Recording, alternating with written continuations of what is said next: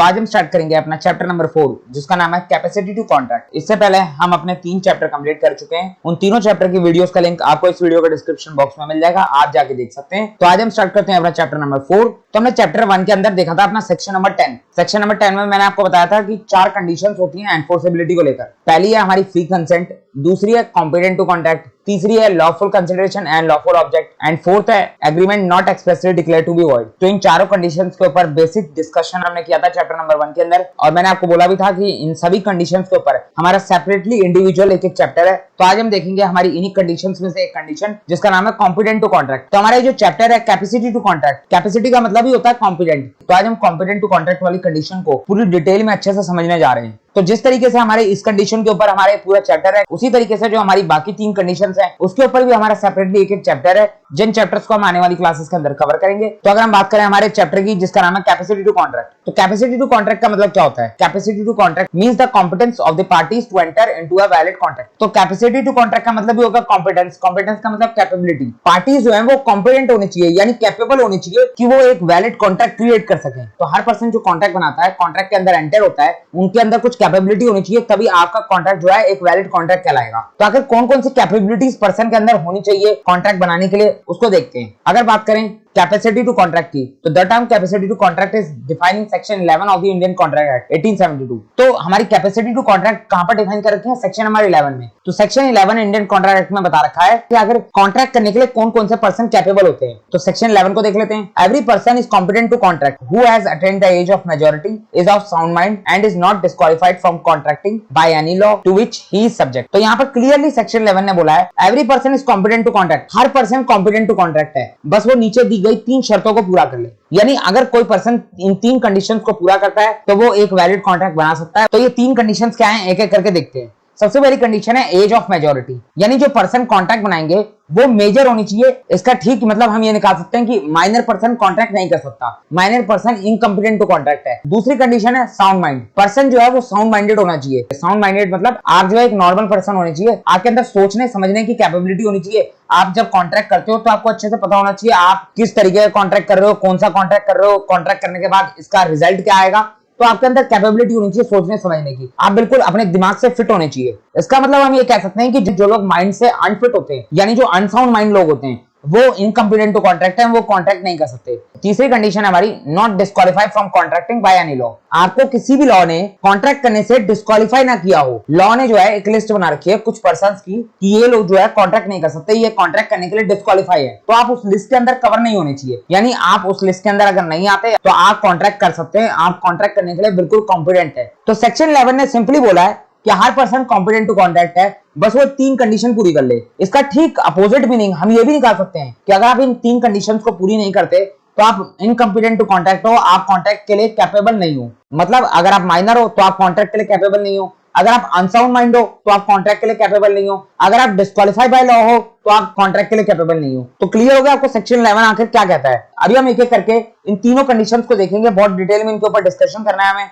Basically हमारा ये chapter ही इन्हीं कंडीशंस के ऊपर है। अब अगर मान लो अगर आपने एग्रीमेंट कर लिया किसी ऐसे पर्सन से जो इनकम्पिटेंट टू कॉन्ट्रैक्ट है, जो ये 3 कंडीशन पूरी नहीं करता, तो आपका एग्रीमेंट का क्या होगा? आपका एग्रीमेंट वैलिड रहेगा या वॉइड हो जाएगा? तो लॉ क्लियरली कहता है an agreement will be void ab initio and unenforceable if the parties are incompetent to contract. अगर पार्टीज जो है वो इनकम्पिटेंट टू कॉन्ट्रैक्ट है तो आपका एग्रीमेंट वॉइड एब इनिशियो हो जाएगा और अनएनफोर्सेबल हो जाएगा। अब वॉइड एब इनिशियो क्या होता है ये हमने पढ़ा था अपने चैप्टर नंबर 1 के अंदर जब हम पढ़ रहे थे वॉइड कॉन्ट्रैक्ट। मैंने आपको वॉइड कॉन्ट्रैक्ट भी बताया था और साथ ही साथ वॉइड एग्रीमेंट भी बताया था। तो वॉइड एग्रीमेंट हमारे वॉइड एब इनिशियो कहलाते हैं। वॉइड एब इनिशियो का मतलब क्या होता है? ये एक लैटिन वर्ड है, इसका मतलब क्या होता है? Void from the very beginning. मतलब आपका एग्रीमेंट स्टार्टिंग से ही वॉइड है, वो कॉन्ट्रैक्ट तो बन ही नहीं सकता क्योंकि वो एग्रीमेंट ही वॉइड है। तो अगर आप इनकम्पिटेंट पर्सन के साथ एग्रीमेंट कर लेते हो तो आपका एग्रीमेंट वॉइड एब इनिशियो हो जाएगा, अनएनफोर्सेबल हो जाएगा। उसकी जो वैल्यू होगी वो नलिटी हो जाएगी। नलिटी का मतलब क्या होता है? नलिटी का मतलब होता है जीरो, यानी जीरो वैल्यू है, उसकी कोई एग्जिस्टेंस नहीं है। अब ये इनकम्पिटेंट टू कॉन्ट्रैक्ट होते कौन कौन है एक एक करके देखते हैं। Following persons are not competent to contract. ये पर्संस जो है कॉम्पिटेंट टू कॉन्ट्रैक्ट नहीं है। कौन कौन है? सबसे पहले आता है माइनर। हमने देखा था मेजर कॉम्पिटेंट टू कॉन्ट्रैक्ट है, इसका मतलब माइनर इनकम्पिटेंट टू कॉन्ट्रैक्ट है। अब माइनर होता कौन है? माइनर क्या होता है इसके बारे में इंडियन कॉन्ट्रैक्ट एक्ट ने कहा कि आप इंडियन मेजॉरिटी एक्ट से जाके देख लो कि आखिर माइनर किसको बताया गया है। तो इंडियन मेजॉरिटी एक्ट के सेक्शन नंबर 3 में डेफिनेशन दे रखी है माइनर की, और बता रखा है and minor is a person who has not completed 18 years of age। तो अगर आप 18 साल के नहीं हो तो आप माइनर हो। इसका मतलब जिसकी एज 18 साल से कम है वो माइनर कहलाएगा, और माइनर जो है वो इनकॉम्पिटेंट टू कॉन्ट्रैक्ट है। माइनर के साथ आप कॉन्ट्रैक्ट नहीं कर सकते और माइनर खुद भी कॉन्ट्रैक्ट नहीं कर सकता। तो हमारी मेजोरिटी की एज कितनी हो गई? 18 ईयर्स। लेकिन दो एक्सेप्शंस हैं। इन दो एक्सेप्शंस में मेजर होने की एज जो है किसी पर्सन की वो 18 साल ना मानते हुए 21 साल मानी जाएगी। बेसिकली ये दोनों कंडीशन जो है वो ऑर्फन चाइल्ड के लिए है, यानी जो अनाथ बच्चे होते हैं जिनके पेरेंट्स नहीं होते उनके लिए ये दोनों कंडीशंस है। पहली कंडीशन क्या है? Where a guardian of minor person और property has been appointed under the guardian and wards act 1890। तो अगर कोई माइनर पर्सन है या माइनर पर्सन की प्रॉपर्टी है उसके लिए कोई गार्जियन अपॉइंट कर रखा है under the guardian and wards act 1890 के अंडर, तो उस एक्ट के अकॉर्डिंग अगर कोई गार्जियन अपॉइंट किया जाता है तो उस केस में माइनर को 21 ईयर्स में मेजर माना जाएगा। सेकंड पॉइंट भी लगभग इसी बात को कहता है। पहला पॉइंट कहता है कि गार्जियन अपॉइंट किया गया है अंडर द एक्ट। दूसरा पॉइंट भी सेम बात कहता है, बस कहता है कि अपॉइंटमेंट किसने करी है? कोर्ट ने करी है, कोर्ट ऑफ वार्ड्स ने करी है। वार्ड्स का मतलब बच्चों का कोर्ट, तो कोर्ट्स ऑफ वार्ड ने जो है सुपरिंटेंडेंस की अपॉइंटमेंट करी है। अब ये कौन होता है? सुपरिंटेंडेंस का मतलब हो गया देखभाल करने वाला, यानी देखरेख करने वाला। अगर कोई माइनर की प्रॉपर्टी की देखरेख के लिए किसी सुपरिंटेंडेंस की अपॉइंटमेंट करी है, किसने करी है? कोर्ट ने करी है। ये भी एक तरीके से गार्जियन ही हो गया। तो उसकी अपॉइंटमेंट कोर्ट की तरफ से अगर करी जाती है तो उस केस में भी माइनर जो है 21 ईयर्स में मेजर माना जाएगा। तो ये दो एक्सेप्शंस हैं। बाकी नॉर्मल केसेस में कोई भी पर्सन मेजर कब माना जाएगा? जब वो 18 ईयर्स एंड अबव हो जाएगा। 18 ईयर्स से कम वाला माइनर कहलाएगा। तो सिंपल सी बात है, आपको क्लियर हो गया। अब आगे देखते हैं। सेकंड पॉइंट है हमारा person of unsound mind. Law ने साफ साफ बता रखा है जो पर्सन साउंड माइंड है वो कॉम्पिटेंट टू कॉन्ट्रैक्ट है। इसका मतलब जो अनसाउंड माइंड है वो इनकॉम्पिटेंट टू कॉन्ट्रैक्ट है। तो अनसाउंड माइंड कौन कौन से पर्सन होते हैं देख लेते हैं। A person of unsound mind is one who is not of sound mind. तो अनसाउंड माइंड वो कहलाएगा जो साउंड माइंड नहीं होगा। सिंपल सी बात है। तो अब section number 12 of the Indian contract ने बता रखा है कि साउंड माइंड कौन होता है। तो अगर आप ये कंडीशंस पूरी करते हो तो आप साउंड माइंड कहलाओगे। A person is said to be of sound mind। तो हम किसी पर्सन को साउंड माइंड कह सकते हैं कॉन्ट्रैक्ट बनाने के पर्पस से, for the purpose of making a contract. If condition बता रखी क्या क्या कंडीशंस पूरी होनी चाहिए।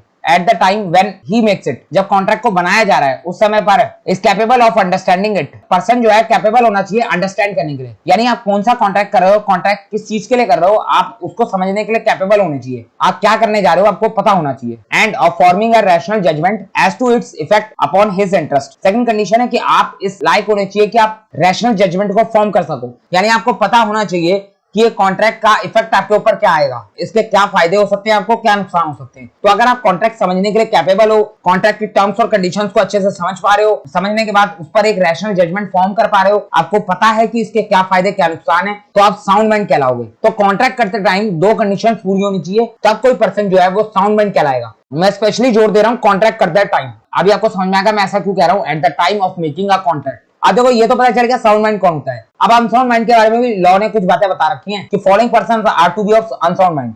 ये पर्सन जो है वो अनसाउंड माइंड की कैटेगरी में आते हैं। पहला होता है इडियट। इडियट का मतलब क्या हुआ? इडियट का मतलब बता रखा है जो पर्सन परमानेंटली अनसाउंड है, जो पागल है, जो कभी ठीक नहीं हो सकता। परमानेंटली अनसाउंड है तो अनसाउंड है, तो वो हमारा इनकम्पिटेंट टू कॉन्ट्रैक्ट की कैटेगरी में आ गया। दूसरा बता रखा है लुनेटिक। अब ये लुनेटिक कौन होते हैं? लुनेटिक होते हैं वो पर्सन जो नॉर्मली तो अनसाउंड माइंड रहते हैं लेकिन कभी कभी साउंड माइंड हो जाते हैं, कभी कभी बिल्कुल नॉर्मल पर्सन की तरह बिहेव करना शुरू कर देते हैं। एकदम गजनी वाला हिसाब है कि थोड़ी देर के लिए उसके पास दिमाग आ जाता है, वैसे वो पागल है। तो such a person are usually of unsound mind. ये पर्सन यूजुअली अनसाउंड माइंड रहते हैं लेकिन ओकेजनली साउंड माइंड हो जाते हैं। तो हमारे सेक्शन नंबर 12 ने बता रखा है कि जब आप कॉन्ट्रैक्ट करोगे उस टाइम पर अगर आप साउंड माइंड हो तो आप साउंड माइंड कहलाओगे। इस बात से फर्क नहीं पड़ता आप नॉर्मली क्या रहते हो, साउंड हो क्या अनसाउंड हो। तो लुनेटिक पर्सन जिस टाइम पर साउंड माइंड है उस टाइम पर अगर वो कॉन्ट्रैक्ट करता है तो वो कॉन्ट्रैक्ट बिल्कुल वैलिड कहलाएगा। मैं make a contract when he is of sound mind, क्योंकि हमें वो टाइम देख रहा है जिस टाइम पर कॉन्ट्रैक्ट हो रहा है। तीसरा है हमारा ड्रंकन और इंटॉक्सिकेटेड पर्सन। ड्रंकन पर्सन जो है वो हर समय ड्रंक नहीं करता, हर समय पर्सन ड्रंक करके नहीं रहता, लेकिन जिस टाइम रहता है उस टाइम पे वो अनसाउंड माइंड कहलाएगा, बाकी टाइम वो साउंड माइंड है। तो ऐसे पर्सन जो है वो यूजुअली साउंड माइंड होते हैं, कोई दिक्कत नहीं है, नॉर्मली साउंड माइंड है। लेकिन जब ड्रिंक कर लेंगे,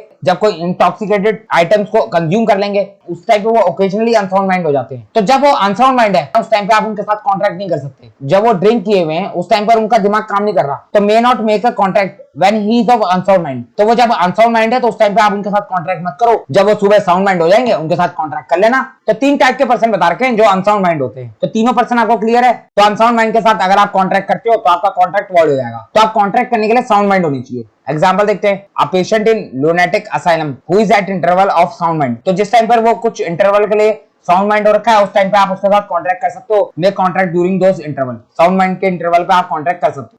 अ सेन मैन। सेन मैन कौन होता है? जो साउंड माइंड है, बिल्कुल नॉर्मल पर्सन है, who is delirious from fever. अगर मान लो किसी पर्सन को बहुत ज्यादा बुखार है, बहुत ज्यादा फीवर है, इतना फीवर है कि उस टाइम पर वो कुछ सोच समझ नहीं सकता, उसके पास किसी भी चीज को सोचने समझने की पावर नहीं बची है, तो इतने फीवर में अगर आप उसके साथ एग्रीमेंट करोगे तो आपका एग्रीमेंट वॉइड कहलाएगा। आप एग्रीमेंट कर ही नहीं सकते, क्योंकि वो सोचने समझने की उसके अंदर कैपेबिलिटी है ही नहीं, वो आपके टर्म्स और कंडीशन को अंडरस्टैंड कर ही नहीं सकता। तो ऊपर जो अनसाउंड माइंड की 3 कंडीशन बता रखी थी वो तो है ही है। साथ में सेक्शन नंबर 12 ने क्या बोला था, साउंड माइंड होने के लिए आप कैपेबल ऑफ अंडरस्टैंडिंग होने चाहिए, आप रैशनल जजमेंट फॉर्म करने की कंडीशन में होने चाहिए। लेकिन जिस पर्सन को इस लेवल का फीवर है कि वो कुछ सोच समझ नहीं पा रहा, तो वो पर्सन रैशनल जजमेंट तो फॉर्म कर ही नहीं सकता, वो तो कॉन्ट्रैक्ट को अंडरस्टैंड कर ही नहीं सकता, तो वो पर्सन हमारा इनकम्पिटेंट टू कॉन्ट्रैक्ट कहलाता है। इस टाइम पर वो साउंड माइंड नहीं है, भले ही वो एक नॉर्मल पर्सन है, लेकिन इस टाइम पर वो सोच समझ नहीं सकता, तो आप उसके साथ कॉन्ट्रैक्ट नहीं कर सकते। एक बार ठीक हो जाए उसके बाद कर लेना। या फिर एक सेम पर्सन जिसने बहुत ज्यादा ड्रंक कर रखी हो, जो बहुत ज्यादा ड्रंक करके बैठा हो, वो भी समझ नहीं सकता कॉन्ट्रैक्ट की टर्म्स और कंडीशन को, can not understand the term of a contract और फॉर्म अ रैशनल जजमेंट। तो ऐसे टाइम पे आप किसी पर्सन के साथ कॉन्ट्रैक्ट नहीं कर सकते, वरना आपका कॉन्ट्रैक्ट जो है वो इनवैलिड हो जाएगा। तो अनसाउंड माइंड आपको क्लियर हो गया। थर्ड पॉइंट है हमारा पर्सन डिस्क्वालिफाइड बाय लॉ, यानी वो पर्सन जिसको लॉ ने डिस्क्वालीफाई कर रखा है कॉन्ट्रैक्ट करने के लिए। कैपेसिटी टू कॉन्ट्रैक्ट की हमारी कंडीशन थी कि आप नॉट डिस्क्वालीफाइड बाय लॉ होनी चाहिए, यानी लॉ ने आपको डिस्क्वालीफाई नहीं करा होना चाहिए। तो लॉ ने एक लिस्ट बना रखी है कि ये पर्सन जो है वो डिस्क्वालीफाइड बाय लॉ है, अगर आप उसके अंदर कवर होते हो तो आप कॉन्ट्रैक्ट नहीं कर सकते। तो कौन कौन से पर्सन है जो डिस्क्वालीफाइड बाय लॉ है? Beside the minor and person of unsound mind there are also other persons who are disqualified from contracting. तो माइनर और अनसाउंड माइंड के अलावा कुछ और पर्संस भी होते हैं जो डिस्क्वालीफाइड फ्रॉम कॉन्ट्रैक्टिंग कहलाते हैं, फिर चाहे वो पार्शियली हो चाहे होली हो। तो अगर आप ऐसे डिस्क्वालीफाइड बाय लॉ वाले पर्संस के साथ कॉन्ट्रैक्ट करोगे तो आपका कॉन्ट्रैक्ट जो है वो वॉइड हो जाएगा। तो अब आखिर इन पर्संस को डिस्क्वालीफाई बाय लॉ क्यों किया जाता है? इन्होंने ऐसा क्या किया होता है कि इनको लॉ ने डिस्क्वालीफाई कर रखा है कॉन्ट्रैक्ट करने से? तो आइए समझते हैं। Incompetency to contract may arise from political status, corporate status and legal status. आखिर इनको लॉ डिस्क्वालीफाई क्यों करता है? उसके पीछे 3 रीजन बताए गए हैं। पहला है पॉलिटिकल स्टेटस, इनका कुछ ऐसा पॉलिटिकल स्टेटस है कि ये डिस्क्वालीफाई करे जाते हैं। दूसरा है कॉर्पोरेट स्टेटस, कुछ कॉर्पोरेट स्टेटस के कारण भी डिस्क्वालीफाई होते हैं। और तीसरा लीगल स्टेटस, कुछ लीगल मैटर होता है, लीगल स्टेटस के कारण भी ये पर्सन डिस्क्वालीफाई होते हैं। तो 3 स्टेटस की वजह से ये पर्सन डिस्क्वालीफाई बाय लॉ होते हैं। तो हम देखते हैं आखिर कौन कौन से पर्सन डिस्क्वालीफाई बाय लॉ कहलाते हैं, उसके बाद आपको ये स्टेटस वाला मामला क्लियर हो जाएगा। तो following persons fall in this category. ये पर्सन बता रखे हैं 5 लोग हैं जो डिस्क्वालीफाई बाय लॉ है। पहला foreign sovereign and ambassador. Foreign sovereign and ambassador कौन होते हैं? आपने सुना होगा एम्बेसी का नाम आपने सुना होगा। जैसे इंडिया के अंदर जो है दूसरे कंट्रीज की एम्बेसी है, इंडिया के अंदर यूएसए की एम्बेसी है, रशिया की एम्बेसी है, पाकिस्तान की एम्बेसी है, चाइना की एम्बेसी है। तो कई सारी अलग अलग एम्बेसी इंडिया के अंदर एग्जिस्ट करती हैं। इसी तरीके से दूसरी कंट्रीज के अंदर इंडियन एम्बेसी भी होती है। तो अगर मान लो इंडिया के अंदर यूएसए की कोई एम्बेसी है, तो उसके अंदर जो लोग काम करते हैं, जो ऑफिसर्स होते हैं, उनको हम बोलते हैं फॉरेन सोवरेन एंड एम्बेसडर। वो लोग जो है इनकम्पिटेंट टू कॉन्ट्रैक्ट है, लॉ ने उनको कॉन्ट्रैक्ट करने से डिस्क्वालीफाई कर रखा है। अब इसके पीछे रीजन क्या है? आखिर इनको इनकम्पिटेंट टू कॉन्ट्रैक्ट क्यों बोल रखा है? इनको कुछ प्रायोरिटी मिलती है, कुछ इनको एडवांटेज मिलता है, जिसकी वजह से आप इनके साथ कॉन्ट्रैक्ट करोगे तो नुकसान आप ही का होगा। तो अगर आप इनके साथ कोई कॉन्ट्रैक्ट कर लेते हो और कल को ये कॉन्ट्रैक्ट तोड़ देते हैं, तो आप इनके ऊपर केस नहीं कर सकते। इनके ऊपर केस फाइल करने के लिए जो है सेंट्रल गवर्नमेंट की परमिशन लेनी पड़ती है। तो आपको सेंट्रल गवर्नमेंट से परमिशन मिलेगी नहीं, सिंपल सी बात है, केस फाइल करने के लिए। तो नुकसान तो आप ही का जाएगा। जबकि अगर आपने इनके साथ कॉन्ट्रैक्ट कर लिया, उसके बाद अगर आपने कॉन्ट्रैक्ट को तोड़ा, तो ये लोग आपके ऊपर केस कर सकते हैं। तो यहाँ पर तो बराबरी का राइट नहीं मिल रहा दोनों पार्टीज को। आप उनके ऊपर केस नहीं कर सकते, लेकिन वो आपके ऊपर केस कर सकते हैं। तो लॉ ने क्लियरली बोला यहाँ पर जो है वो दोनों पार्टीज को इक्वल राइट नहीं मिल रहे। इससे अच्छा है कोई इनके साथ कॉन्ट्रैक्ट करे। हम इन पर्सन को इनकम्पिटेंट टू कॉन्ट्रैक्ट कह देते हैं, ताकि इनके साथ कोई कॉन्ट्रैक्ट करेगा ही नहीं। बाकी डिटेल में इसके ऊपर डिस्कशन करेंगे जब इस टॉपिक को पढ़ेंगे। दूसरा है हमारा एलियन एनिमीज। एलियन एनिमीज कौन होते हैं? जब किसी कंट्री के साथ ऑफिशियली वॉर डिक्लेयर हो जाती है, तो जिस कंट्री के साथ वॉर डिक्लेयर हो जाती है उस कंट्री को बोलते हैं एलियन एनिमी। उस कंट्री के जितने पर्सन है वो सारे हमारे लिए एलियन एनिमी है, उनके साथ आप कॉन्ट्रैक्ट नहीं कर सकते। वो डिस्क्वालीफाई बाय लॉ है, उनके साथ कॉन्ट्रैक्ट करोगे तो कॉन्ट्रैक्ट वॉइड हो जाएगा। एक बार वॉर खत्म हो जाए उसके बाद कॉन्ट्रैक्ट कर लो, कोई दिक्कत की बात नहीं है। तीसरा हमारा कॉर्पोरेशन। कॉर्पोरेशन के अंदर हमारी कंपनीज भी आ गए, कुछ और इंस्टीट्यूशंस भी आ गए, उनके साथ भी आप कॉन्ट्रैक्ट नहीं कर सकते। आप क्यों नहीं कर सकते वो थोड़ा डिटेल डिस्कशन है, वो हम बाद में देखेंगे। कॉर्पोरेशन का मतलब हो गया ऐसे इंस्टीट्यूशन जिनके लिए सेपरेटली अलग से एक्ट बना रखा है।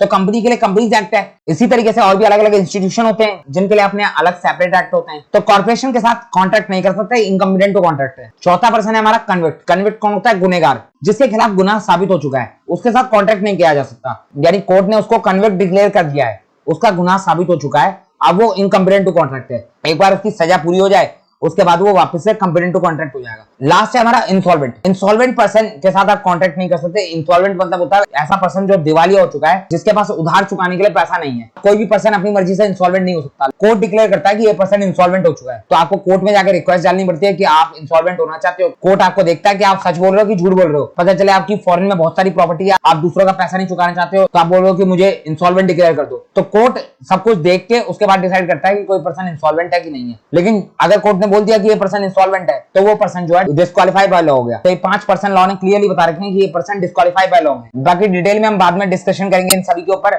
तो आपको क्लियर हो गई तीनों की तीनों कंडीशन, माइनर कौन होता है, अनसाउंड माइंड कौन होता है, डिस्क्वालीफाई बाय लॉ कौन होता है। बेसिक आइडिया आपको लग गया। अब हमें देखना है कि अगर आप माइनर के साथ एग्रीमेंट कर लेते हो तो आपके एग्रीमेंट का क्या होगा, आखिर इफेक्ट क्या होगा माइनर के साथ एग्रीमेंट करने का, आपका एग्रीमेंट किस हद तक वैलिड रहेगा, किस हद तक वॉइड हो जाएगा। तो यही हमारे चैप्टर का एक इंपॉर्टेंट क्वेश्चन है, इंपॉर्टेंट टॉपिक है, जिसके अंदर टोटल 16 पॉइंट है। थोड़ा लंबा टॉपिक है, अच्छे से डिस्कस करेंगे इसके बारे में। लेकिन स्टार्ट करने से पहले मैं आपको बताता हूं आखिर बेसिकली 16 पॉइंट कहते क्या हैं। ये 16 पॉइंट कहते हैं कि उस केस में जिसमें माइनर का नुकसान हो रहा है वहां पर माइनर के साथ कॉन्ट्रैक्ट करोगे तो आपका कॉन्ट्रैक्ट वॉइड कहलाएगा। लेकिन अगर आप माइनर के साथ एग्रीमेंट करते हो और उसमें माइनर का बेनिफिट है, माइनर का कोई फायदा हो रहा है, तो वहां पर वो एग्रीमेंट वैलिड हो जाएगा। तो लॉ सिंपल सी बात कहता है कि माइनर इतना बड़ा नहीं हुआ है कि वो सोच समझ सके, तो उसको कॉन्ट्रैक्ट के बारे में कोई जानकारी नहीं है, आप उसके साथ कोई एग्रीमेंट कर लेते हो, उसमें अगर उसका फायदा होता है तो वो एग्रीमेंट वैलिड हो जाएगा। और अगर किसी एग्रीमेंट के अंदर उसका कोई फायदा नहीं है तो वो एग्रीमेंट आपका वॉइड हो जाएगा। सिंपली 16 पॉइंट्स के अंदर यही बात कही गई है। एक एक करके हम सारे पॉइंट्स को देखेंगे, लेकिन फाइनल रिजल्ट सभी पॉइंट्स का यही निकलने वाला है। अगर आप इस चीज को माइंड में लेके चलोगे तो आपको सारे पॉइंट्स इजीली समझ में आ जाने वाले हैं। सबसे पहला पॉइंट है हमारा void ab initio. Void ab initio का मतलब पता है आपको अच्छे से। अगर आप कोई एग्रीमेंट करते हो माइनर के साथ तो आपका एग्रीमेंट वॉइड एब इनिशियो कहलाएगा, एब्सोल्युटली वॉइड होगा, can not B enforced in a court of law. इसके ऊपर हमारा एक फेमस केस लॉ है मौरी बीबी वर्सेस धर्मदास घोष का, 1903 का ये केस है। केस के फैक्ट क्या है एक बार देख लेते हैं। इस केस के अंदर धर्मदास घोष जो है वो एक माइनर था, उसने अपनी प्रॉपर्टी को मॉर्गेज किया। अब देखो होता क्या है, दो बातें होती हैं, एक होता है मॉर्गेज, दूसरा होता है प्लेज। अगर आप कभी अपनी मूवेबल प्रॉपर्टी को गिरवी रखते हो तो आप उसको कहते हो प्लेज, जबकि अगर आप कभी अपनी इमूवेबल प्रॉपर्टी को गिरवी रखते हो तो आप उसको कहते हो मॉर्गेज। तो यहाँ पर धर्मदास घोष ने जो है वो इमूवेबल प्रॉपर्टी को मॉर्गेज पे रखा, यानी गिरवी रखा। किसके पास रखा? धर्मोदत्त के पास। धर्मोदत्त कौन है? एक मनी लेंडर है, उधार देता है ये। तो धर्मदास घोष ने कितने पैसों के लिए अपनी प्रॉपर्टी को मॉर्गेज किया? 20,000 के लोन के लिए। 20,000 बहुत बड़ी बात होती थी, 1903 की बात है ये। Mr Brahmodatta has authorised Kedarnath to enter into the transaction through a power of attorney. तो यहाँ पर हुआ क्या, जो मिस्टर ब्रह्मोदत्त है यानी मनी लेंडर है, उसने अपना एक एजेंट अपॉइंट कर लिया, ऑथराइज कर लिया एजेंट, जिसका नाम था केदारनाथ। केदारनाथ नाम के पर्सन को एज एन एजेंट अपॉइंट कर लिया अपना, किसके थ्रू? पावर ऑफ अटॉर्नी के थ्रू। और क्यों अपॉइंट किया गया? अपॉइंट किया गया, ये जो डील होने जा रही है मॉर्गेज वाली धर्मदास घोष के साथ, इस डील को केदारनाथ संभाल ले। यानी मॉर्गेज रखा ब्रह्मोदत्त के पास ही जाएगा, लेकिन उसके बिहाफ पे 20,000 रुपए देना, उससे इंटरेस्ट लेना बदले में, और बाद में पैसों की रिपेमेंट लेना, वो सब काम कौन संभालेगा? केदारनाथ संभालेगा। तो ये ट्रांजैक्शन केदारनाथ करेगा। Mister Kedarnath was informed of the fact that Dharmodas Ghosh was a minor through a letter send by his mother. Kedarnath जो ब्रह्मोदत्त का एज एन एजेंट अपॉइंट हुआ था, उसको जो है इस बात की जानकारी थी, इस बात से इन्फॉर्म था वो कि धर्मदास घोष जो है वो एक माइनर है। और ये बात उसको पता कैसे चली थी? धर्मदास घोष की जो मदर है उसने लेटर सेंड कर दिया था मिस्टर केदारनाथ के पास, और बताया था कि धर्मदास घोष जो है माइनर है, इसके साथ किसी भी तरीके का एग्रीमेंट मत करो वरना वो एग्रीमेंट वॉइड हो जाएगा। लेकिन केदारनाथ ने धर्मदास की मदर की बात नहीं सुनी और धर्मदास के साथ एग्रीमेंट को कंटिन्यू रखा। अब धर्मदास की जो मदर थी वो चली गई कोर्ट में, और कोर्ट में जाने के बाद धर्मदास की मदर ने बोला ये जो मॉर्गेज का एग्रीमेंट किया गया है मेरे सन के द्वारा, ये एग्रीमेंट वॉइड है क्योंकि मेरा सन जो है वो माइनर है। कोर्ट के सामने धर्मदास की मदर ने ये ग्राउंड रखा, on the ground that mortgage executed by her son is void because her son is a minor. तो यहाँ पर जो ये मॉर्गेज का एग्रीमेंट हुआ है, ये एग्रीमेंट वॉइड डिक्लेयर कर दिया जाना चाहिए। अब यहाँ पर केस किया था धर्मदास की मदर ने, तो ब्रह्मोदत्त की तरफ से कोर्ट में आर्गुमेंट क्या रखा गया? ब्रह्मोदत्त जो है वो डिफेंडेंट पार्टी है, तो ब्रह्मोदत्त का क्या कहना था? The defendant alleges that the minor had misrepresented his age and sought remedy through the application of estoppel as well as a repayment of loan taken out by the minor upon cancellation of the mortgage। तो यहाँ पर defendant party की तरफ से तीन बातें कही गई। पहला पॉइंट, माइनर ने जो है अपनी माइनर होने की बात को छुपाया और अपनी एज को मिसरिप्रेजेंट करा। दूसरा पॉइंट, डिफेंडेंट पार्टी की तरफ से कहा गया कि हमें जो है रेमेडी सॉर्ट होनी चाहिए, हमें रेमेडी मिलनी चाहिए, और रेमेडी किस तरीके से मिलनी चाहिए कि माइनर के ऊपर एस्टॉपल की एप्लीकेशन होनी चाहिए। तो एस्टॉपल एक प्रिंसिपल है, मैंने आपको पहले भी बताया है। एस्टॉपल का मतलब क्या होता है? अगर एक पार्टी ने दूसरी पार्टी से कुछ ऐसा कहा या कुछ ऐसा बिहेव किया जिस पर दूसरी पार्टी ने विश्वास कर कर आगे कुछ काम कर दिया, और बाद में उसे पता चला कि पहली पार्टी जो है वो झूठ बोल रही थी, फैक्ट को गलत रिप्रेजेंट कर रही थी, गलत बातें बता रही थी, और जिसकी वजह से उसको नुकसान हो गया, तो अब जिस पार्टी का नुकसान हुआ है वो पार्टी दूसरी पार्टी के ऊपर लॉ ऑफ एस्टॉपल लगवा सकती है, यानी प्रिंसिपल ऑफ एस्टॉपल अप्लाई करवा सकती है। प्रिंसिपल ऑफ एस्टॉपल का मतलब क्या होता है? आपने पहले जो बात कही थी अब आप उस बात से मुकर नहीं सकते, हम आपको मुकरने ही नहीं देंगे, आपको पलटने ही नहीं देंगे आपकी कही हुई बात से। स्टॉपल मतलब होता है स्टॉप फ्रॉम डिनाइंग, यानी आपने जो कहा था अब आप उस बात से पलट नहीं सकते, हम आपको रोकेंगे पलटने से। तो ये प्रिंसिपल कहता है कि अगर आपने कोई बात एक बार कह दी और आपके बात पे भरोसा करके सामने वाली पार्टी ने कोई कदम उठा लिया तो आप अपनी बात से पलट नहीं सकते। अब आप ये नहीं कहोगे मैं मजाक कर रहा था, मैं झूठ बोल रहा था। उसी तरीके से यहाँ पर ब्रह्मोदत्त कहता है कि धर्मोदास ने तो मुझे कहा था कि मैं माइनर नहीं हूँ, इसके ऊपर लॉ ऑफ एस्टॉपल लगाया जाए, अभी अपनी बात से पलट नहीं सकता, इसको रोका जाए। और तीसरी बात कही कि मैंने जो 20,000 रुपए की पेमेंट करी थी वो मुझे वापस मिले। तो यहाँ पर 3 बातें रखी गई डिफेंडेंट पार्टी की तरफ से। तो अब कोर्ट का क्या जजमेंट आया वो देख लेते हैं। कोर्ट ने सबसे पहले तो ब्रह्मोदत्त के सारे आर्गुमेंट को डिसमिस कर दिया और कोर्ट की तरफ से कहा गया, सबसे पहली बात, माइनर ने एज को मिसरिप्रेजेंट नहीं करा था। जो एजेंट था ब्रह्मोदत्त का, मिस्टर केदारनाथ, उसको पता था कि ये पर्सन माइनर है। तो केदारनाथ को धर्मदास के माइनर होने की बात पता थी। तो पहला पॉइंट तो खत्म हो गया। दूसरे पॉइंट की अगर बात करें एस्टॉपल अप्लाई करने की, तो कोर्ट की तरफ से क्लियरली कहा गया कि माइनर के ऊपर एस्टॉपल अप्लाई नहीं होता। माइनर को नहीं पता कि वो क्या बोल रहा है, क्या कर रहा है, वो इतना बड़ा नहीं हुआ है, उसको इतनी समझ नहीं है, तो उसने झूठ बोल भी दिया तो आपको सावधान होना चाहिए था। तो माइनर के ऊपर लॉ ऑफ एस्टॉपल अप्लाई नहीं होता। दूसरी बात भी खत्म। तीसरी बात की बात करें तो कोर्ट की तरफ से कहा गया कि हम मनी रीपेमेंट करने का ऑर्डर नहीं दे सकते। माइनर के साथ कोई भी एग्रीमेंट करोगे वो वॉइड होगा और वॉइड एग्रीमेंट के बेस पे हम कोई भी जजमेंट नहीं दे सकते। तो तीसरा पॉइंट भी खत्म हो गया। आपकी गलती, आपने माइनर के साथ एग्रीमेंट करा, आपको सावधान होना चाहिए था। तो कोर्ट की तरफ से सारे आर्गुमेंट को डिसमिस करा गया and the court rule out that the minor couldn't be asked to repay the loan taken by him. और कोर्ट की तरफ से साफ साफ बोला गया कि लॉ ऑफ एस्टॉपल जो है वो माइनर के ऊपर अप्लाई नहीं हो सकता। The court went on to state that the law of estoppel कहां पर दिया गया? Section 115 of the Indian Evidence Act के अंदर दिया गया है। तो जो लॉ ऑफ एस्टॉपल है ये अप्लाई नहीं हो सकता, कुडंट बी अप्लाई, ये माइनर के ऊपर अप्लाई नहीं होगा as the defendant agent knew about the truth and was not mislead. तो यहाँ पर किसी को भी मिसलीड नहीं करा गया है, एजेंट को सारी बात पता थी। तो कोर्ट ने कहा हम रिपेमेंट के लिए नहीं कह सकते माइनर को। अब देखो यहाँ पर हुआ क्या था। ये केस था मौरी बीबी वर्सेस धर्मदास घोष का, लेकिन मौरी बीबी का तो नाम आया नहीं यहाँ पर कहीं पे भी। तो मैं बताता हूँ हुआ क्या था। सबसे पहले केस जो है धर्मदास घोष की मदर ने डाला था ट्रायल कोर्ट के अंदर और वहां से वर्ड एबिनिशो का ही जजमेंट आया था, लेकिन ट्रायल कोर्ट के जजमेंट को लेकर सेटिस्फाई नहीं हुआ ब्रह्मोदत्त। तो ब्रह्मोदत्त ने जो है आगे हाई कोर्ट के अंदर केस डाला। अब हाई कोर्ट की तरफ से भी यही जजमेंट आया। उसके बाद ब्रह्मोदत्त की डेथ हो गई। तो ब्रह्मोदत्त के बिहाफ पे उसकी वाइफ ने, जिसका नाम था मोहरी बीबी, उसने केस डाला था प्रीवी काउंसिल के अंदर। प्रीवी काउंसिल क्या होता है? प्रीवी काउंसिल आप समझ लो सुप्रीम कोर्ट। पहले आप जैसे लोअर कोर्ट में जाते हो, फिर हाई कोर्ट में जाते हो, फिर उसके बाद सुप्रीम कोर्ट में जाते हो, उसी तरीके से ट्रायल कोर्ट, हाई कोर्ट और प्रीवी काउंसिल। तो प्रीवी काउंसिल जो है वो ब्रिटिश एम्पायर में चलता था। इंडिया ने 1949 में प्रीवी काउंसिल को एबॉलिश कर दिया था, खत्म कर दिया था, और अब इंडिया के अंदर सुप्रीम कोर्ट ही सबसे सुपीरियर कोर्ट है। तो यहाँ पर 1903 में प्रीवी काउंसिल नाम की कोर्ट चलती थी। तो वहां पर मौरी बीबी ने केस डाला था धर्मदास घोष के ऊपर, इसीलिए 1903 का एक केस लॉ है मौरी बीबी वर्सेस धर्मदास घोष का। तो आपको पहला पॉइंट क्लियर होगा। अब बात करें सेकंड पॉइंट की। सेकंड पॉइंट भी सेम बात कहता है, वही पहले पॉइंट के कोर्ट के जजमेंट से ही सेकंड पॉइंट निकला है कि माइनर के ऊपर एस्टॉपल नहीं लग सकता। No estoppel against minor. This means that when a minor fraudulently enter into a contract representing that he is a major, और रिप्रेजेंट करा कि वो मेजर है, but in reality he is not, then later on he can plead his minority as a defense and cannot be stopped from doing so। तो यहाँ पर साफ साफ कहा गया है कि अगर माइनर कभी भी फ्रॉड से कॉन्ट्रैक्ट में एंटर हो जाए, अपनी एज को गलत बताकर कॉन्ट्रैक्ट के अंदर एंटर हो जाए और अपने आप को मेजर शो करे, वो झूठ बोले कि मैं माइनर नहीं हूं, मैं मेजर हूं, बट इन रियलिटी तो वो माइनर ही रहेगा। तो यहाँ पर बाद में वो अपने माइनॉरिटी को एज अ डिफेंस इस्तेमाल कर सकता है और उसको ऐसा करने से रोका भी नहीं जाएगा। उसके ऊपर एस्टॉपल का प्रिंसिपल नहीं लग सकता। तो आपको सावधान रहना है कि आपको माइनर के साथ किसी भी तरीके का एग्रीमेंट नहीं करना। एग्जांपल देखते हैं, आपको अच्छे समझ में आ जाएगा। A a minor borrowed ₹500 from B by fraudulently representing his age to be a major. तो यहाँ पर ए जो एक माइनर है उसने ₹500 उधार लिए किससे? बी से, और ये क्या के लिए कि मैं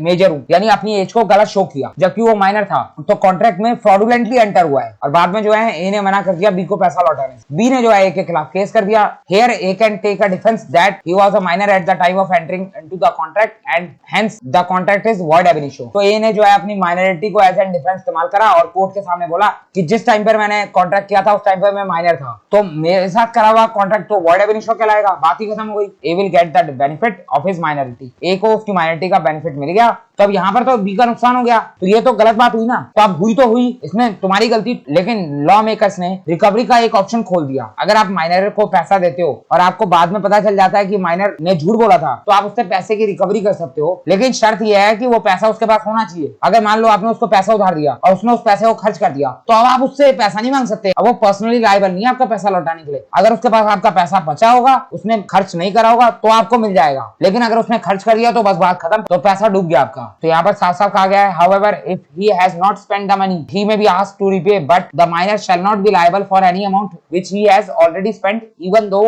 he received the same by default। तो क्लियर हो गया आपको second point, no estoppel against minor. तीसरा पॉइंट है हमारा रेस्टिट्यूशन ऑफ प्रॉपर्टी और मनी। तो ये थर्ड पॉइंट भी सेकंड पॉइंट से निकला है। रेस्टिट्यूशन का मतलब क्या होता है? रेस्टिट्यूशन का मतलब होता है giving back, restoring of something to its proper owner. तो गिविंग बैक करना कोई भी चीज उसके प्रॉपर ओनर के पास यानी ओरिजिनल ओनर के पास पहुंचाना। तो यहाँ पर भी बात आती है रिस्टोरिंग यानी रिकवरी की बात आती है। तो माइनर को अगर आपने कोई प्रॉपर्टी या पैसा दे दिया तो अब आपको क्या उसकी रिकवरी हो सकती है? ऊपर हम देख चुके हैं, अगर उसने स्पेंड नहीं किया होगा तो हो जाएगी, स्पेंड कर दिया होगा तो फिर तो हो ही नहीं सकती। तो वही बात यहाँ पर ये पॉइंट कहता है sometimes the minor receive some property और money by falsely representing his age. In such cases the minor can be asked to restore such property और money so long as the same is traceable in his possession. तो अगर पैसा उसके possession में होगा, पैसा उसके पास होगा तो आपको मिल जाएगा। अगर पैसा माइनर के पास नहीं होगा, खर्च कर दिया तो बात खत्म हो गई, आपका पैसा डूब गया। तो ये पॉइंट सेकंड पॉइंट से कनेक्टेड था। हमारे जो सारे पॉइंट है वो एक दूसरे से कनेक्टेड है। माइनर को फायदा होता है तो आपका एग्रीमेंट वैलिड है, माइनर को नुकसान होता है तो आपका एग्रीमेंट वॉइड है। अभी तक पैसा चुकाने की बात आ रही थी, माइनर को पैसा लौटाना पड़ रहा था तो एग्रीमेंट वॉइड होता जा रहा है। आगे जाके कभी माइनर को फायदा होगा तो एग्रीमेंट वैलिड हो जाएगा। तो फोर्थ पॉइंट को देखते हैं। फोर्थ पॉइंट है हमारा minor as a partner. A minor being incompetent to contract can not be a partner in the partnership form. However section 30 of the Indian partnership act he may be admitted only to the benefit of the form with consent of all other partners. तो minor क्या कभी partner बन सकता है? Indian contract act कहता है कि minor जो कि एक इनकॉम्पिटेंट टू कॉन्ट्रैक्ट है वो कभी भी किसी पार्टनरशिप फॉर्म के अंदर एज अ पार्टनर एडमिट नहीं हो सकता। लेकिन हमारे पास एक और एक्ट है पार्टनरशिप को लेके, इंडियन पार्टनरशिप एक्ट। उसके सेक्शन नंबर 30 का कहना है कि माइनर पार्टनरशिप फॉर्म के अंदर एडमिट हो सकता है लेकिन ओनली फॉर द बेनिफिट। मतलब माइनर जो है लॉसेस को बियर नहीं करेगा। पार्टनरशिप फॉर्म के अंदर अगर कोई नुकसान होता है तो उसके लिए माइनर लायबल नहीं होगा, लेकिन जब प्रॉफिट का डिवीजन होगा, प्रॉफिट बटेगा तो माइनर को भी मिलेगा। तो माइनर सिर्फ बेनिफिट के लिए पार्टनरशिप में एडमिट हो सकता है। मैं एग्जांपल देता हूं, दो एग्जांपल देता हूं, ध्यान से सुनो। ए बी सी तीन दोस्त हैं और वो तीनों मिलकर चाहते हैं कि वो एक पार्टनरशिप फॉर्म स्टार्ट करें, लेकिन प्रॉब्लम यह है कि ए और बी मेजर है और सी जो है माइनर है। अब अगर यहाँ पर ए बी सी तीनों मिलकर कोई पार्टनरशिप फॉर्म स्टार्ट करना चाहें तो क्या वो पार्टनरशिप फॉर्म स्टार्ट कर सकते हैं? तो यहाँ पर लॉ का कहना है कि तीनों मिलकर कोई भी पार्टनरशिप फॉर्म स्टार्ट नहीं कर सकते, क्योंकि आप कभी भी किसी भी माइनर के साथ मिलकर कोई पार्टनरशिप क्रिएट नहीं कर सकते। लेकिन अगर ऐसा हो जाए, दूसरा एग्जांपल हमारा XYZ तीन लोग हैं, वो मिलकर किसी पार्टनरशिप फॉर्म को चला रहे हैं, यानी एग्जिस्टिंग पार्टनरशिप फॉर्म है वो पहले से चल रही है। अब अचानक ही क्या होता है, एक दिन सी आता है जो कि हमारा माइनर है, वो XYZ की पार्टनरशिप फॉर्म में एडमिट हो जाता है as a partner, but only for the benefit. तो अब ये पार्टनरशिप फॉर्म चार लोगों की हो गई, XYZ और सी। तो अब ये बताओ कि ये जो सी किसी एग्जिस्टिंग पार्टनरशिप फॉर्म के अंदर एडमिट हुआ एज अ पार्टनर, तो क्या इसका एडमिट होना सही है कि गलत है? तो इसके लिए लॉ का कहना है कि ये बिल्कुल सही है। आप किसी एग्जिस्टिंग पार्टनरशिप के अंदर माइनर को एज अ पार्टनर एडमिट कर सकते हो, लेकिन आप किसी भी माइनर के साथ कोई भी नई पार्टनरशिप फॉर्म क्रिएट नहीं कर सकते। और यहाँ पर एक शर्त और रखी गई है कि अगर कोई माइनर किसी एग्जिस्टिंग फॉर्म में एज अ पार्टनर एडमिट होता है तो उसके एडमिट होने से पहले जो उस पार्टनरशिप के अंदर एग्जिस्टिंग पार्टनर होंगे, यानी जो अदर पार्टनर्स होंगे, उनकी कंसेंट होनी जरूरी है, यानी वो सभी का अप्रूवल चाहिए। तो उसके बाद ही जो है आप किसी माइनर को एज अ पार्टनर अपॉइंट कर सकते हो। बाकी इसके बारे में बहुत डिटेल में जो है इंडियन पार्टनरशिप एक्ट के अंदर दिया हुआ है। यहाँ पर कॉन्ट्रैक्ट एक्ट में इसके बारे में इतनी बात कही गई है, बाकी डिटेल में इसके बारे में हम इंडियन पार्टनरशिप एक्ट के अंदर पढ़ेंगे। नेक्स्ट पॉइंट है हमारा minor can be an agent. क्या माइनर एजेंट हो सकता है? बिल्कुल, minor as an agent appoint हो सकता है। कोई भी पर्सन किसी माइनर को जो है अपना एजेंट अपॉइंट कर सकता है, लेकिन अगर किसी पर्सन ने किसी माइनर को एज एन एजेंट अपॉइंट किया, उसके बाद उस माइनर ने कुछ भी गड़बड़ करी, चाहे वो इंटेंशनली हो चाहे वो अनइंटेंशनली, उसके लिए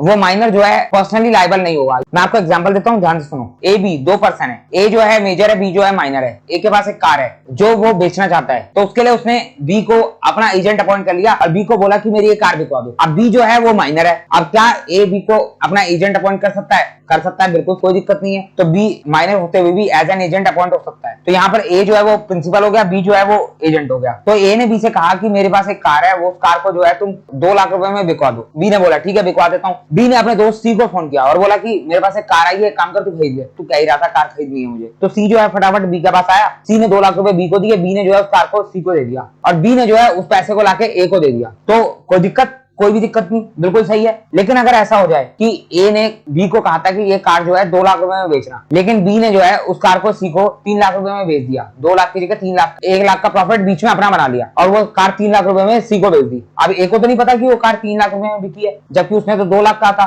तो अब यहाँ पर ये बताओ, अगर मान लो कल को पता भी चल जाता है ए को कि बी ने उसकी कार 3 लाख रुपए में बेची है, तो क्या वो उससे उस पैसे की रिकवरी कर सकता है? बिल्कुल नहीं कर सकता, क्योंकि बी माइनर है, माइनर के खिलाफ आप कोर्ट में केस नहीं कर सकते, वो पर्सनली लायबल नहीं है। अब अगर इससे भी बुरा हो जाता ये तो फिर भी कुछ नहीं हुआ, क्योंकि उसको 2 लाख रुपए तो मिले कम से कम। अब अगर ऐसा हो जाए कि बी जो है पूरा का पूरा पैसा लेके गायब हो जाए, ए को पैसा ही ना वापस करे, तो अब ये बताओ यहाँ पर जो है ए क्या बी के खिलाफ केस कर सकता है? कर ही नहीं सकता। क्यों? क्योंकि वो तब भी पर्सनली लायबल नहीं है, उसने उसको एजेंट तो बना लिया, लेकिन रिस्क तो सारा का सारा एक ही है। तो माइनर जो है एज एन एजेंट अपॉइंट हो सकता है, उसमें कोई दिक्कत नहीं है, लेकिन अगर उसने कोई गड़बड़ करी तो वो कभी भी पर्सनली लायबल नहीं होगा। अ minor can draw, deliver and endorse negotiable instrument without himself being liable. तो माइनर जो है नेगोशिएबल इंस्ट्रूमेंट ड्रॉ कर सकता है, डिलीवर कर सकता है और एंडोर्स भी कर सकता है। लेकिन अगर वो नेगोशिएबल इंस्ट्रूमेंट क्या होता है? आपने 11th में जरूर पढ़ा होगा, बिल्स ऑफ एक्सचेंज का चैप्टर। तो बिल्स ऑफ एक्सचेंज भी हमारा एक नेगोशिएबल इंस्ट्रूमेंट होता है, और भी हमारे नेगोशिएबल इंस्ट्रूमेंट होते हैं, चेक हो गया, प्रॉमिसरी नोट हो गया, ये सब नेगोशिएबल इंस्ट्रूमेंट होते हैं, आपको पता है। तो कोई भी माइनर जो है नेगोशिएबल इंस्ट्रूमेंट ड्रॉ कर सकता है, डिलीवर कर सकता है, एंडोर्स भी कर सकता है, लेकिन उसमें आगे जाके कुछ गड़बड़ी होती है तो उसके लिए वो पर्सनली लायबल नहीं होगा।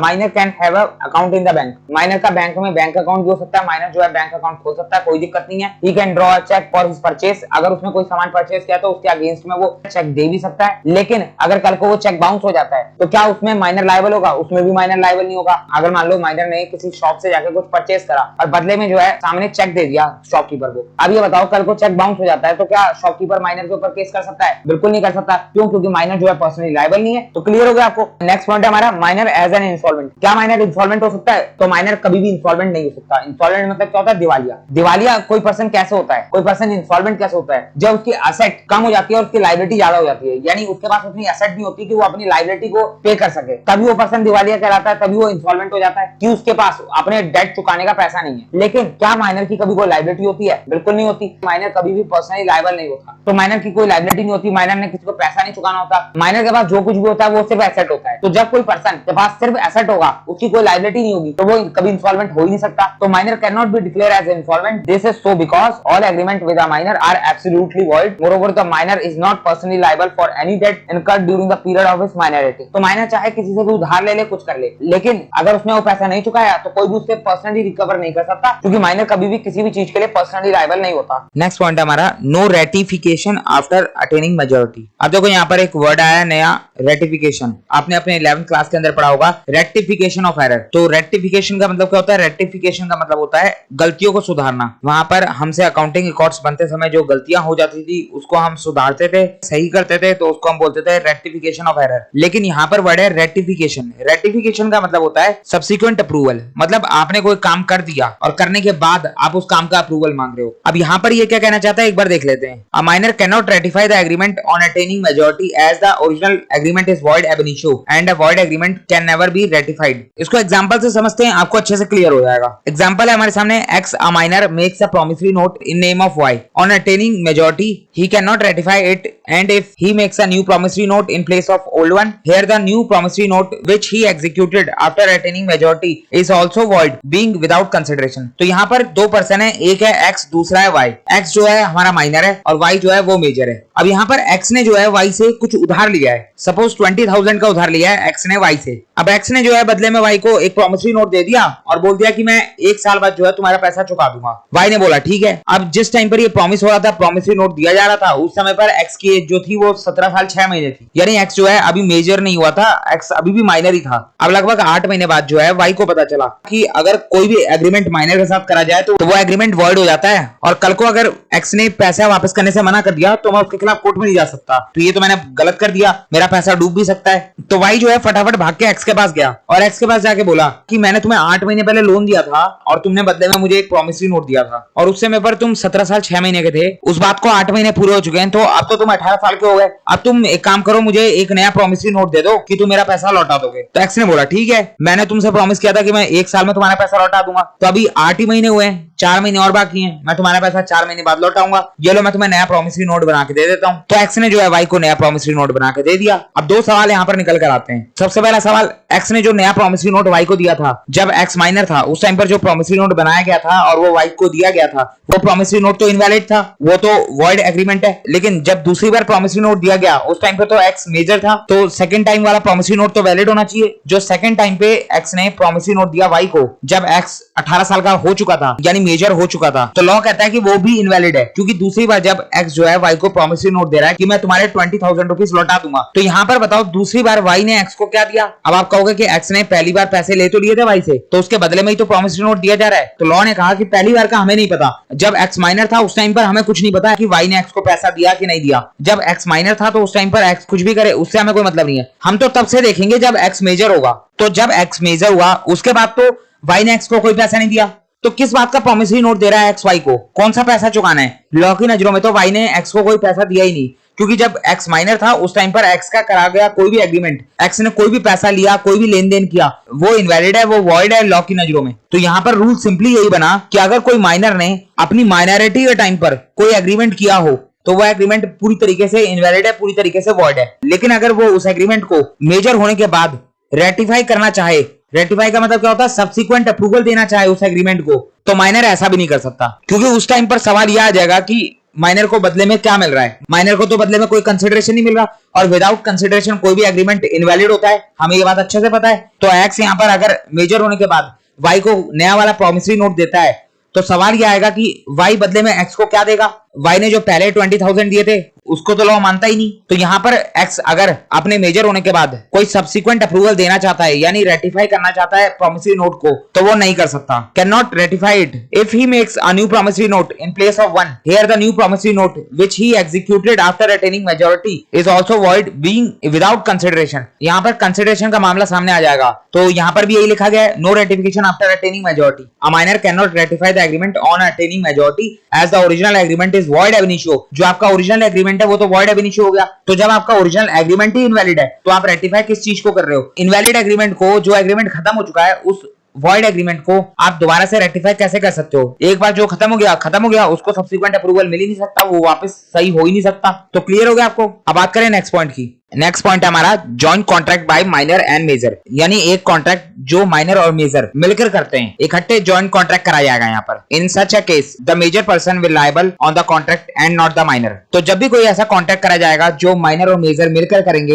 यानी कोई जॉइंट कॉन्ट्रैक्ट करेंगे, तो उसमें लायबिलिटी सिर्फ मेजर की बनेगी, यानी जो मेजर पर्सन होगा वही लायबल होगा, क्योंकि माइनर की तो कोई लायबिलिटी बनती नहीं है। मैं आपको इसका एग्जांपल देता हूँ, एक ध्यान से सुनो। ए और बी दो पर्सन है, ए माइनर है बी मेजर है। दोनों जो है एक दिन जाते हैं कार के शोरूम में कार खरीदने के लिए, तो वहां पर उसको सी मिलता है जो कि कार डीलर है। तो वो अलग अलग कार के मॉडल देख के जो है एक कार फाइनल करते हैं और उस कार को परचेज करते हैं, और वो कार है 5 लाख रुपीस की। और पेमेंट के बदले सामने जो है कार डीलर को प्रॉमिसरी नोट देते हैं। अब ये प्रॉमिसरी नोट क्या होता है आपको पता है? प्रॉमिसरी नोट मतलब एक रिटर्न प्रॉमिस दिया जाता है कि हम तुम्हारे पैसा इतनी तारीख को दे देंगे। अब यहाँ पर दो सवाल निकल कर आते हैं। पहला सवाल, ये जो प्रॉमिसरी नोट दिया गया है ए और बी की तरफ से, ये प्रॉमिसरी नोट क्या वैलिड है? क्योंकि यहाँ पर ए जो है वो माइनर है, तो क्या ए और बी मिलकर एक जो प्रॉमिसरी नोट बनाते हैं यानी जॉइंट प्रॉमिसरी नोट बनाते हैं, वो प्रॉमिसरी नोट वैलिड होगा कि इनवैलिड होगा? तो यहाँ पर लॉ की तरफ से कहना है कि जॉइंट कॉन्ट्रैक्ट बिल्कुल वैलिड होता है, पूरी तरीके से वैलिड होता है। एक माइनर और एक मेजर मिलकर कोई भी कॉन्ट्रैक्ट कर सकते हैं। तो यहाँ पर जो प्रॉमिसरी नोट ए और बी की तरफ से सी को दिया गया है वो प्रॉमिसरी नोट बिल्कुल वैलिड प्रॉमिसरी नोट है। अगर कल को ए और बी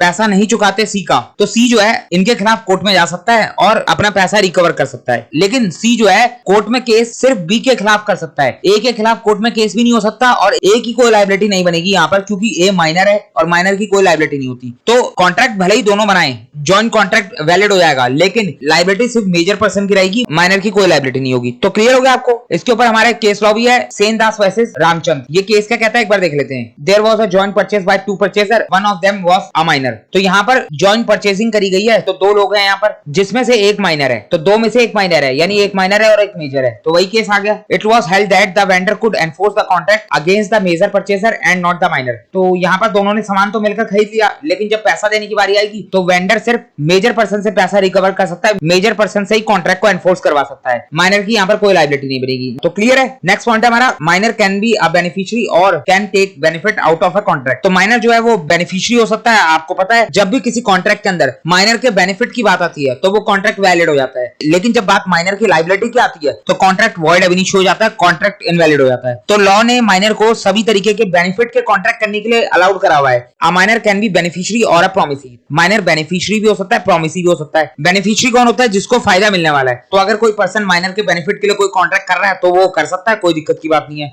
तो माइनर जो है बेनिफिशियरी भी हो सकता है, प्रॉमिसरी भी हो सकता है। In other words, if a contract is beneficial to a minor, it can be enforced by him. तो अगर कोई कॉन्ट्रैक्ट माइनर के फायदे के लिए किया जाएगा, माइनर के बेनिफिट के लिए किया जाएगा, तो माइनर उसको एनफोर्स करवा सकता है और अपना बेनिफिट क्लेम कर सकता है। दस अ minor is capable of purchasing immovable property and enforce the contract. Minor के पास ये भी पावर है कि वो चाहे तो इमूवेबल प्रॉपर्टी को परचेज भी कर सकता है। Similarly a minor also enforce a promissory note executed in his favour. तो अगर किसी ने माइनर को कोई प्रॉमिसरी नोट दिया है, यानी माइनर के फेवर में प्रॉमिसरी नोट दिया गया है, और कल को अगर माइनर को प्रॉमिसरी नोट के बदले में पैसा नहीं मिलता, तो माइनर उस प्रॉमिसरी नोट को एनफोर्स करवा सकता है, यानी उस प्रॉमिसरी नोट को लेकर कोर्ट में जा सकता है, अपने पैसे की रिकवरी कर सकता है। तो अगर कुछ माइनर को मिल रहा है तो वो बिल्कुल वैलिड है, पूरी तरीके से एनफोर्सेबल होगा। एग्जांपल देख लेते हैं। A a minor advance certain sum of money to be executed a mortgage for his immovable property in favour of A as a security of money advance by him. तो यहाँ पर क्या है, ए एक पर्सन है जो कि माइनर है, वो एक सर्टेन सम ऑफ मनी यानी कुछ पैसा जो है एडवांस देता है, यानी लोन के तौर पे उधार देता है बी को,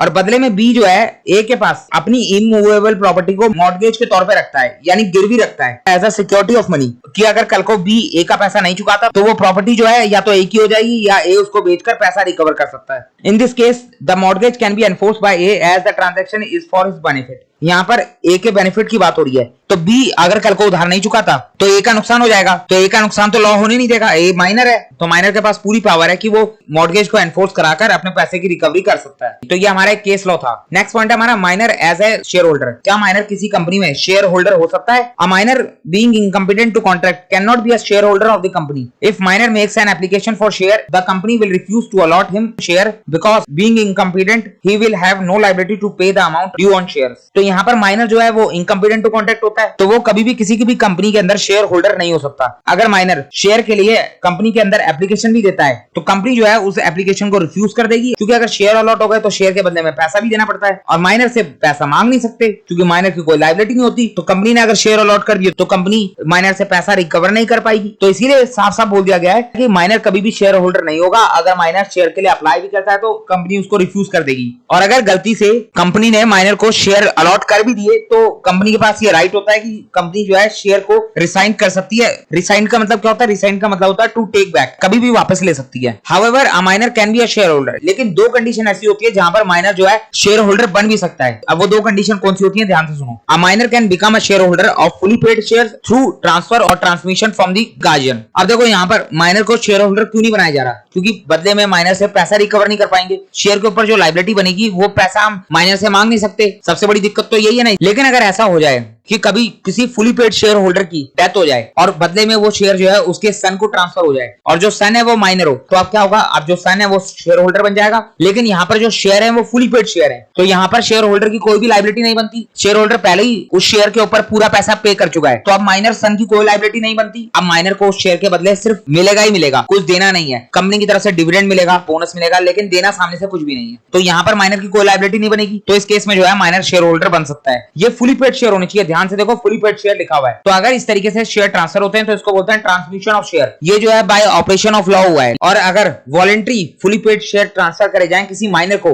तो उसको हम ट्रांसफर बोलेंगे। तो वॉलंटरी आप जो है फुली पेड शेयर ट्रांसफर कर सकते हो किसी माइनर को, उसमें कोई दिक्कत की बात नहीं है, लेकिन शेयर फुली पेड होने चाहिए। या फिर जो है अगर ट्रांसमिशन के थ्रू होता है यानी bye operation of law death के केस में होता है, तो उस केस में भी कोई माइनर शेयर होल्डर बन सकता है, क्योंकि मेन प्रॉब्लम माइनर से पैसा रिकवर करना था, लेकिन फुली पेड शेयर के अंदर तो पैसा लेने की कोई बात नहीं आती। नेक्स्ट पॉइंट है हमारा surety for a minor. Minor के लिए क्या कोई पर्सन श्योरिटी बन सकता है? अब ये श्योरिटी क्या होता है, इसके लिए हमें समझना होगा कॉन्ट्रैक्ट ऑफ गारंटी। तो यहाँ पर आपको सबसे पहले कॉन्ट्रैक्ट ऑफ गारंटी को समझना होगा कि कॉन्ट्रैक्ट ऑफ गारंटी क्या होता है और उसके अंदर कितनी पार्टीज होती हैं। तो कॉन्ट्रैक्ट ऑफ गारंटी को सबसे पहले समझते हैं। ये एग्जांपल है आपके सामने, ध्यान से देखो। एक पर्सन है क्रिश जो कि माइनर है, वो जाता है मिस्टर वाई के पास। मिस्टर वाई कौन है? मिस्टर वाई की मोबाइल की दुकान है। तो क्रिश जो है मिस्टर वाई के पास जाता है और जाके कहता है मेरे को एक मोबाइल खरीदना है, लेकिन मेरे पास अभी पैसा नहीं है, मैं आपको कुछ समय बाद जो है पैसा दे दूंगा, तो आप मेरे को जो है मोबाइल दे दो। अब मिस्टर वाई मना कर देता है। मिस्टर वाई कहता है कि मैं आपको अच्छे से जानता नहीं, तो मैं आपको मोबाइल उधार क्यों दूं? आप एक काम करो, आप जो है एक गारंटर लेकर आ जाओ जो आपके फेवर में जो है गारंटी दे देगा कि आप पैसा पे कर दोगे, उसके बाद ही मैं आपको मोबाइल दे सकता हूँ। तो क्रिश गया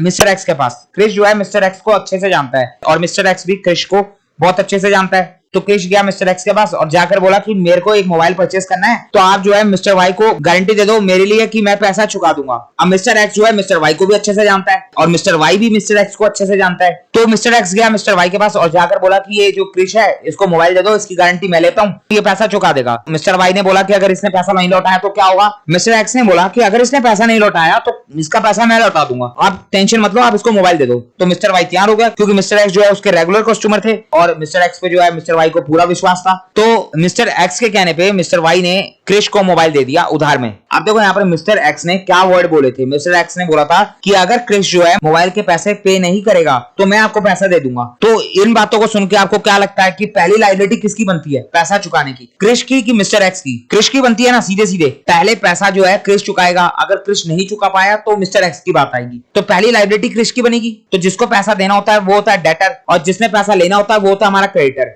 तो क्रिश हमारा डेटर है, लेकिन कॉन्ट्रैक्ट ऑफ गारंटी जो है वो क्रिश को एक स्पेशल नाम देता है, तो इसीलिए उसको नाम दिया गया प्रिंसिपल डेटर, यानी फर्स्ट लायबिलिटी क्रिश की है। तो क्रिश हमारा प्रिंसिपल डेटर कहलाता है और जो हमारा एक्स है जिसकी सेकेंडरी लायबिलिटी बनती है। सेकेंडरी लायबिलिटी इसीलिए है क्योंकि पहली लायबिलिटी क्रिश की है। क्रिश ने अगर पैसा नहीं दिया तो मिस्टर एक्स की बात आएगी, तो मिस्टर एक्स को देना पड़ेगा। तो मिस्टर एक्स की यहाँ पर सेकेंडरी लायबिलिटी बनेगी और ये लायबिलिटी कंडीशनल कहलाएगी। कंडीशनल क्यों है? क्योंकि क्रिश ने नहीं दिया तो मिस्टर एक्स देगा, तो मिस्टर एक्स की लायबिलिटी जो है कंडीशनल लायबिलिटी कहलाएगी। मिस्टर एक्स को भी कॉन्ट्रैक्ट ऑफ गारंटी ने एक नाम दिया है जो कि है श्योरिटी, यानी जो पर्सन गारंटी देगा वो श्योरिटी कहलाएगा। उसने श्योरिटी दी है क्रेडिटर को कि प्रिंसिपल डेटर पैसा दे देगा, तो जो पर्सन गारंटी देगा उसको कहते हैं हम श्योरिटी और जिसको गारंटी दी जाती है वो होता है हमारा क्रेडिटर, जिसके लिए गारंटी दी जाएगी उसको हम बोलेंगे प्रिंसिपल डेटर। तो तीन पार्टीज होती हैं कॉन्ट्रैक्ट ऑफ गारंटी के अंदर। अब यहां पर देखो प्रिंसिपल डेटर जो कि क्रिश है वो हमारा माइनर है और जो श्योरिटी है मिस्टर एक्स वो कॉम्पिटेंट टू कॉन्ट्रैक्ट है, यानी वो मेजर भी है, साउंड माइंड भी है और डिस्क्वालीफाई बाय लॉ भी नहीं है। तो मिस्टर एक्स जो है पूरी तरीके से कॉम्पिटेंट टू कॉन्ट्रैक्ट है।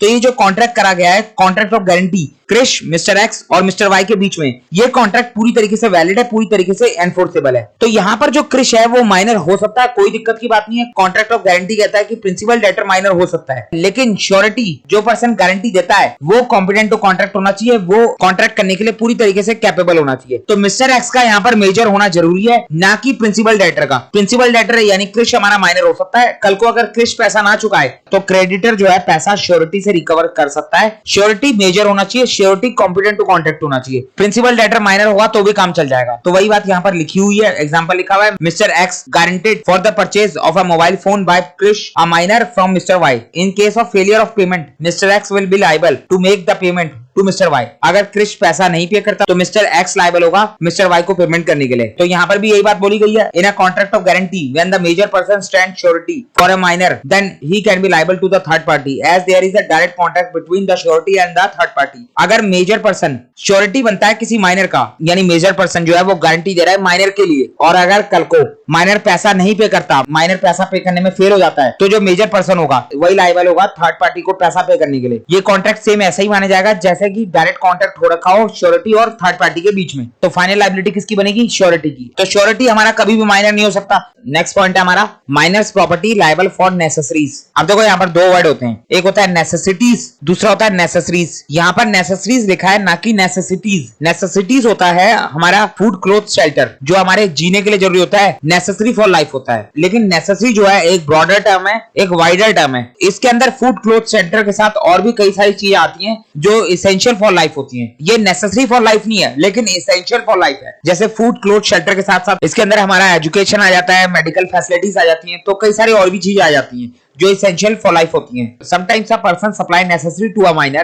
In such cases, the supplier of the necessaries can claim reimbursement from the property of minor, but not personally from the minor. तो अगर कभी किसी पर्सन ने माइनर को नेसेसरी सप्लाई करी, यानी नेसेसरी आइटम जो होती हैं वो सप्लाई करी, तो उस पर्सन के पास ये राइट होगा कि वो उस नेसेसरीज का जितना भी पैसा बनता है वो उस पैसे को क्लेम कर सकता है, रीइंबर्समेंट ले सकता है उस पैसे का। लेकिन उस पैसे को देने के लिए माइनर पर्सनली लायबल नहीं होगा। माइनर की अगर कोई प्रॉपर्टी होगी तो उस प्रॉपर्टी के थ्रू उसको वो पैसा मिल सकता है। तो अगर बात करें नेसेसरीज के अंदर क्या क्या आता है, तो लॉ ने नेसेसरीज के अंदर कुछ आइटम बता रखे हैं। Necessaries means those thing which are essential needed by a minor, जो माइनर के लिए एसेंशियली नीडेड है। They can not include luxury, costly, unnecessary और कंफर्ट आर्टिकल्स। तो इसके अंदर luxury, costly, unnecessary, comfort article include नहीं होगा। अगर इस तरीके की कोई चीज माइनर को सप्लाई करी जाती है तो उसका पैसा वापस नहीं मिलेगा, उसकी रीइंबर्समेंट नहीं हो सकती, माइनर की प्रॉपर्टी से भी नहीं होगी। तो माइनर को सिर्फ एसेंशियल आइटम यानी नेसेसरी आइटम ही सप्लाई करनी है। Expenses on minor food, clothing, accommodation, expenses on education, medical treatment, status in infant life यानी children life such as watch और a bicycle etcetera come within the scope of word necessary. तो necessary के अंदर ये सब चीजें आती है, हमारा food, clothing, accommodation, education expenses, medical expenses, status in infant life यानी चिल्ड्रन को बेसिक लाइफ जीने के लिए जो जो चीजों की जरूरत होती है, वॉच, बाइसाइकिल, ये सब हमारा नेसेसरी के अंदर कवर होगा। एग्जाम्पल देख लेते हैं इसके। B a minor is ill and needs urgent medical attention and a neighbour arrange for his medical treatment and spend his money, he is entitled to reimburse from minor's property. तो B एक minor है, वो बीमार हो गया, उसको urgent medical attention की जरूरत थी, तो एन यहाँ पर जो बी का नेबर है उसने फटाफट जो है बी के लिए कोई डॉक्टर को बुलाया और उसके लिए उसने अपनी जेब से पैसा पे किया। तो यहाँ पर एन के पास राइट आ गया कि वो जो है माइनर के प्रॉपर्टी से अपने पैसे की रीइंबर्समेंट ले सकता है, यानी अपने पैसे की रिकवरी कर सकता है। एक और एग्जांपल देखते हैं। Shruti being a minor purchase a laptop for her online classes ऑफ ₹70,000 on credit for a shop, but her asset could pay only 20,000. The shopkeeper could not hold Shruti personally liable and could recover only amount recoverable through her asset that is up to 20,000. तो यहाँ पर श्रुति जो कि एक minor है, तो वो एक दिन लैपटॉप लेने के लिए एक लैपटॉप की शॉप पे गई, वहां से जो है 70,000 का लैपटॉप परचेज करा क्रेडिट में। लेकिन अब जब बात आई पैसा पे करने की, तो पता चला कि श्रुति के पास जो एसेट है वो एसेट सिर्फ 20,000 रुपीज की है और वो लैपटॉप लेकर आ गई 70,000 का। अब शॉपकीपर जो है श्रुति से सिर्फ 20,000 की रिकवरी कर सकता है, क्योंकि श्रुति पर्सनली लायबल नहीं है पैसा पे करने के लिए, उसके पास जितनी एसेट है उतनी की रिकवरी हो सकती है। एक और एग्जांपल देखते हैं। M is a minor who broke his right leg in a football match, he engaged a doctor to set it, does the doctor have valid claim for his service. तो यहाँ पर डॉक्टर अपने पैसे को claim कर सकता है, क्योंकि ये मेडिकल अटेंशन की बात है, मेडिकल ट्रीटमेंट की बात है, तो yes doctor have a valid claim. Next point है हमारा कॉन्ट्रैक्ट बाय गार्जियन। अगर गार्जियन कोई कॉन्ट्रैक्ट करता है तो वो क्या माइनर के ऊपर अप्लाई होगा, माइनर उसके लिए लायबल होगा। तो देख लेते हैं एक बार। A contract may be entered into on behalf of a minor by his guardian. तो गार्जियन के पास पावर होती है कि गार्जियन जो है माइनर के बिहाफ पे कॉन्ट्रैक्ट कर सकता है। Where the guardian makes a contract for the minor which is within his competence and which is for the benefit of the minor, there will be valid contract which the minor can enforce। तो अगर कोई भी contract किया जाता है minor के लिए, यानी माइनर के बिहाफ पे गार्जियन कोई कॉन्ट्रैक्ट करता है, तो वो कॉन्ट्रैक्ट बिल्कुल वैलिड होगा, माइनर उसको एनफोर्स करवा सकता है। लेकिन यहाँ पर दो कंडीशन डाल दी गई हैं। गार्जियन कभी भी कोई कॉन्ट्रैक्ट करेगा माइनर के बिहाफ पे या माइनर के लिए, तो वहां पर जो है गार्जियन के पास कॉम्पिटेंस होना चाहिए, यानी गार्जियन जो है कैपेबल होना चाहिए उस कॉन्ट्रैक्ट को करने के लिए, और वो कॉन्ट्रैक्ट जो है माइनर के बेनिफिट के लिए होना चाहिए। तो कोई भी कॉन्ट्रैक्ट गार्जियन करता है माइनर के बिहाफ पे, तो वो माइनर के बेनिफिट के लिए होना चाहिए और गार्जियन के पास पावर होनी चाहिए माइनर के बिहाफ पे कॉन्ट्रैक्ट करने की। तो दो कंडीशन यहाँ पर लगा दी। अगर ये दो कंडीशन पूरी होती हैं तो गार्जियन के द्वारा माइनर के लिए करा गया कॉन्ट्रैक्ट पूरी तरीके से वैलिड होगा और माइनर उसको एनफोर्स करवा सकता है। However all contract made by the guardian on behalf of a minor is not valid. हालांकि सभी कॉन्ट्रैक्ट जो गार्जियन की तरफ से माइनर के बिहाफ पे करे जाएंगे वो वैलिड नहीं होंगे। कौन से कॉन्ट्रैक्ट वैलिड नहीं होंगे? The guardian of a minor has no power to bind the minor by a contract for purchase of immovable property. तो इसके अंदर दो तरीके के कॉन्ट्रैक्ट आते हैं, परचेज ऑफ इमूवेबल प्रॉपर्टी और सेल ऑफ इमूवेबल प्रॉपर्टी। अगर गार्जियन जो है माइनर के बिहाफ पे माइनर के लिए कोई इमूवेबल प्रॉपर्टी परचेज करना चाहता है या माइनर की कोई इमूवेबल प्रॉपर्टी सेल करना चाहता है, तो वो नहीं कर सकता, उसके पास पावर नहीं है। अगर उसको ऐसा करना है माइनर के बिहाफ पे माइनर की कोई प्रॉपर्टी को सेल करना है, तो उसको कोर्ट की परमिशन लेनी होगी। तो यहाँ पर कोर्ट की परमिशन की रिक्वायरमेंट होती है। The guardian of a minor has no power to bind the minor by a contract for purchase of immovable property but a contract enter into by a certified guardian. Certified guardian कौन होता है? जिस guardian को court ने appoint किया है, यानी courts of ward, मैंने आपको बताया था बच्चों की कोर्ट। तो वहां पर जो है गार्जियन के पास पावर है कि वो माइनर की प्रॉपर्टी को सेल कर सकता है। अब सवाल ये आता है कि माइनर की प्रॉपर्टी को सेल क्यों करा जाएगा?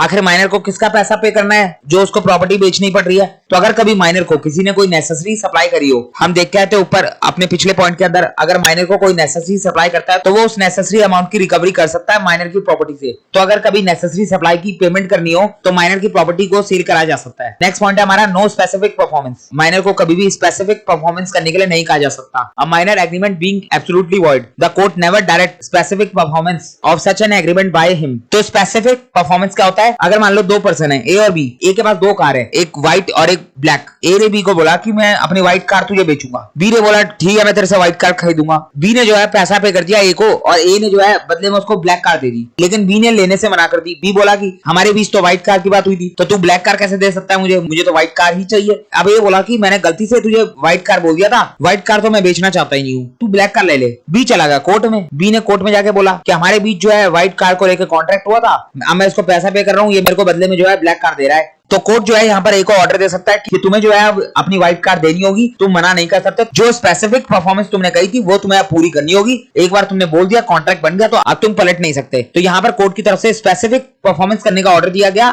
मिस्टर ए को। लेकिन जब बात माइनर की आ जाती है तो माइनर के केस में कोर्ट कभी भी स्पेसिफिक परफॉर्मेंस का ऑर्डर नहीं दे सकता। अगर इसकी बजाय यहाँ पर ए जो है माइनर होता और उसने बी के साथ इस तरीके का कोई कॉन्ट्रैक्ट किया होता, तो कोर्ट के पास यहाँ पर कोई पावर नहीं होती कि वो माइनर को ऑर्डर दे सके स्पेसिफिक परफॉर्मेंस करने के लिए, क्योंकि एग्रीमेंट ही वॉइड है। माइनर के साथ किया गया एग्रीमेंट एब्सोल्युटली वॉइड होता है, वॉइड एब इनिशियो होता है। तो जो कॉन्ट्रैक्ट ही वॉइड एब इनिशियो है उसके ऊपर कोर्ट फैसला कैसे सुना सकता है, कोई डिसीजन कोर्ट कैसे दे सकता है? तो कोर्ट कभी भी जो है माइनर को स्पेसिफिक परफॉर्मेंस करने का ऑर्डर जारी नहीं कर सकता। Liability of minor parents and guardian. तो अगर माइनर कोई कॉन्ट्रैक्ट करके आता है, कोई लायबिलिटी अपने ऊपर लेकर आता है, तो क्या उसके लिए माइनर के पेरेंट्स लायबल होंगे? अगर माइनर कोई कॉन्ट्रैक्ट करके आता है उसमें कल को कोई गड़बड़ हो जाती है तो क्या माइनर के पेरेंट्स की लायबिलिटी बनेगी? तो वही देख लेते हैं एक बार। The minor's contract do not impose any liability on his parents or guardian even if the contracts are for necessary। तो माइनर के द्वारा किया गया कोई भी कॉन्ट्रैक्ट माइनर के पेरेंट्स के ऊपर लायबिलिटी नहीं इंपोज करेगा। माइनर कोई भी कॉन्ट्रैक्ट करके आ जाए वो कॉन्ट्रैक्ट माइनर का ही माना जाएगा, और माइनर के साथ कोई कॉन्ट्रैक्ट करोगे तो वो वॉइड एब इनिशियो होगा। माइनर के पेरेंट्स और गार्जियन की कोई लायबिलिटी क्रिएट नहीं होगी, फिर चाहे वो कॉन्ट्रैक्ट माइनर को नेसेसरी सप्लाई करने का ही क्यों ना हो। अगर किसी ने माइनर को नेसेसरी सप्लाई करी है और माइनर के पास अगर कोई प्रॉपर्टी है तो माइनर की प्रॉपर्टी से वो पैसा रिकवर कर सकता है नेसेसरी का, लेकिन माइनर के पेरेंट्स लायबल नहीं होते कि वो माइनर की नेसेसरीज की पेमेंट करें। अब वो बात अलग है कि मोरल रिस्पॉन्सिबिलिटी के बेस पर पेरेंट्स ही बच्चों की गलतियों के लिए लायबल होते हैं या पेरेंट्स ही बच्चों के कॉन्ट्रैक्ट के लिए लायबल होते हैं। लेकिन यहाँ पर लॉ कभी भी मोरल ग्राउंड्स पे कोई डिसीजन नहीं देता, कोई रूल नहीं बनाता। मोरली क्या होता है वो एक अलग बात है, लेकिन लीगली आप माइनर के पेरेंट्स या गार्जियन से कोई पैसा नहीं ले सकते। द पेरेंट्स और गार्जियन ऑफ अ माइनर मे पे money borrowed by him just out of moral obligation, but there is no legal obligation to make such payment। Example देखते हैं। Richa minor enter into a contract for buying a scooty from the dealer and mention that her parent will be liable for the payment of scooty. तो रीचा जो कि एक minor है वो एक contract करके आ गई किसी स्कूटी डीलर से और स्कूटी लेकर आ गई, स्कूटी परचेस करके आ गई और डीलर को बोल दिया कि इस स्कूटी की पेमेंट जो है मेरे पेरेंट्स कर देंगे। तो डीलर ने जो है लेटर सेंड कर दिया रीचा के पेरेंट्स के पास पैसों के लिए। अब यहाँ पर जो रीचा के पेरेंट्स है वो लायबल नहीं है पैसा पे करने के लिए, क्योंकि ये जो कॉन्ट्रैक्ट करा गया है ये माइनर की तरफ से करा गया है और पेरेंट्स की एब्सेंस में करा गया है। पेरेंट्स को किसी तरीके की कोई नॉलेज नहीं थी, तो पेरेंट्स की यहाँ पर कोई लायबिलिटी नहीं बनती स्कूटी का पैसा देने की। लास्ट पॉइंट है हमारा 16th point, liability for torts. Torts क्या होता है? टॉर्ट्स का मतलब होता है सिविल रॉन्ग। तो अगर किसी के साथ कोई सिविल रॉन्ग किया गया तो जो अफेक्टेड पार्टी होगी वो कोर्ट में जा सकती है, केस फाइल कर सकती है। लेकिन यहाँ पर माइनर की अगर बात करूं, अगर माइनर कोई सिविल रॉन्ग करता है, if a minor enter into an agreement by misrepresenting his age, he can not be sued either for damages for breach और in form of damages for tort, because this would be indirectly enforcing the agreement which is void। तो अगर minor कभी भी अपनी as को misrepresent कर किसी contract के अंदर एंटर होता है, यानी माइनर अपनी एज गलत बताता है और बोलता है कि मैं मेजर हूं, और ऐसा बोलकर किसी कॉन्ट्रैक्ट के अंदर एंटर होता है और बाद में कॉन्ट्रैक्ट को तोड़ता है, तो ये भी तो सिविल रॉन्ग के अंदर आया। लेकिन यहाँ पर माइनर के खिलाफ कोई केस नहीं हो सकता, माइनर से कोई डैमेजेस की रिकवरी नहीं हो सकती। लेकिन अभी भी यहाँ पर एक पॉइंट है जहां पर माइनर की लायबिलिटी क्रिएट हो जाएगी सिविल रॉन्ग के केस में। However the liability for tort arise, यहाँ पर माइनर की लायबिलिटी क्रिएट हो सकती है because of negligence but not due to contractual relationship. एक केस ऐसा बनता है जहां पर जो है माइनर की लायबिलिटी क्रिएट हो सकती है अगर वो किसी तरीके का कोई सिविल रॉन्ग करता है यानी टॉर्ट करता है। वो केस कौन सा होगा? Because of negligence not due to contractual relationship. Contract के चक्कर में माइनर के ऊपर कभी लायबिलिटी नहीं बनेगी, लेकिन अगर माइनर ने कोई लापरवाही करी जिसकी वजह से कोई सिविल रॉन्ग हुआ तो माइनर की लायबिलिटी क्रिएट हो सकती है। एग्जांपल देता हूं मैं, आपको समझ में आएगा। हमारा केस लॉ है बर्नेट वर्सेस हैगिस का, ये केस है 1863 का। इस केस में क्या हुआ था? A minor hired a horse from B for the purpose of riding. He was given strict instruction not to jump with the horse. A lent the horse to his friend C, who killed the horse by making it to jump. B brought an action against A for the damages in the tort. He was liable for damages to pay the tort. अब देखो यहाँ पर A जो है एक minor है, उसने जो है एक घोड़ा उधार लिया था B से राइडिंग करने के पर्पस से। B ने उसे हॉर्स देते समय स्ट्रिक्ट इंस्ट्रक्शन दिया था कि इस हॉर्स को जो है जंप मत करवाना, अगर तुम इसको जंप करवाओगे तो इसको नुकसान हो सकता है, इसको चोट लग सकती है। तो स्ट्रिक्टली इंस्ट्रक्शन दे दिए गए थे बी की तरफ से, और ए ने बोल भी दिया था कि मैं इसको जंप नहीं करवाऊंगा। अब ए के पास जो है सी आया। सी कौन है? ए का दोस्त। सी ने बोला कि मुझे भी हॉर्स राइडिंग करनी है, तो ए ने जो है सी को अपना घोड़ा दे दिया। A lent the horse to his friend C. लेकिन यहाँ पर ए जो है वो सी को कहना भूल गया कि इसको जंप मत करवाना, और सी ने जो है ए के घोड़े को जंप करवा दिया, जिसकी वजह से हॉर्स मर गया। तो यहाँ पर जो बी है, जो घोड़े का ओनर था, उसने जो है ए के खिलाफ लीगल एक्शन ले लिया, ए के खिलाफ डैमेजेस का क्लेम कर दिया। अब ये बताओ, यहाँ पर ए की लापरवाही की वजह से हॉर्स मरा। अगर ए जो है सी को बता देता कि हॉर्स को जंप मत करवाना तो घोड़ा नहीं मरता, घोड़े की मौत नहीं होती। ए की नेग्लिजेंस की वजह से सिविल रॉन्ग हुआ। ए और बी के बीच कॉन्ट्रैक्ट हुआ था हॉर्स राइडिंग का, उस कॉन्ट्रैक्ट की टर्म्स और कंडीशन के अंदर तो कोई दिक्कत नहीं थी, लेकिन यहाँ पर दिक्कत किस चीज की आई? ए की नेग्लिजेंस की। ए ने नेग्लिजेंस किया जिसकी वजह से सिविल रॉन्ग हुआ। तो ए अगर नेग्लिजेंस करता है, यानी माइनर कभी भी कोई नेग्लिजेंस करता है जिसकी वजह से कोई सिविल रॉन्ग हो जाता है, तो वहां पर माइनर की लायबिलिटी बन जाती है। माइनर जो है लायबल होता है डैमेजेस पे करने के लिए। A was held liable to pay the damages. तो क्लियर हो गया आपको?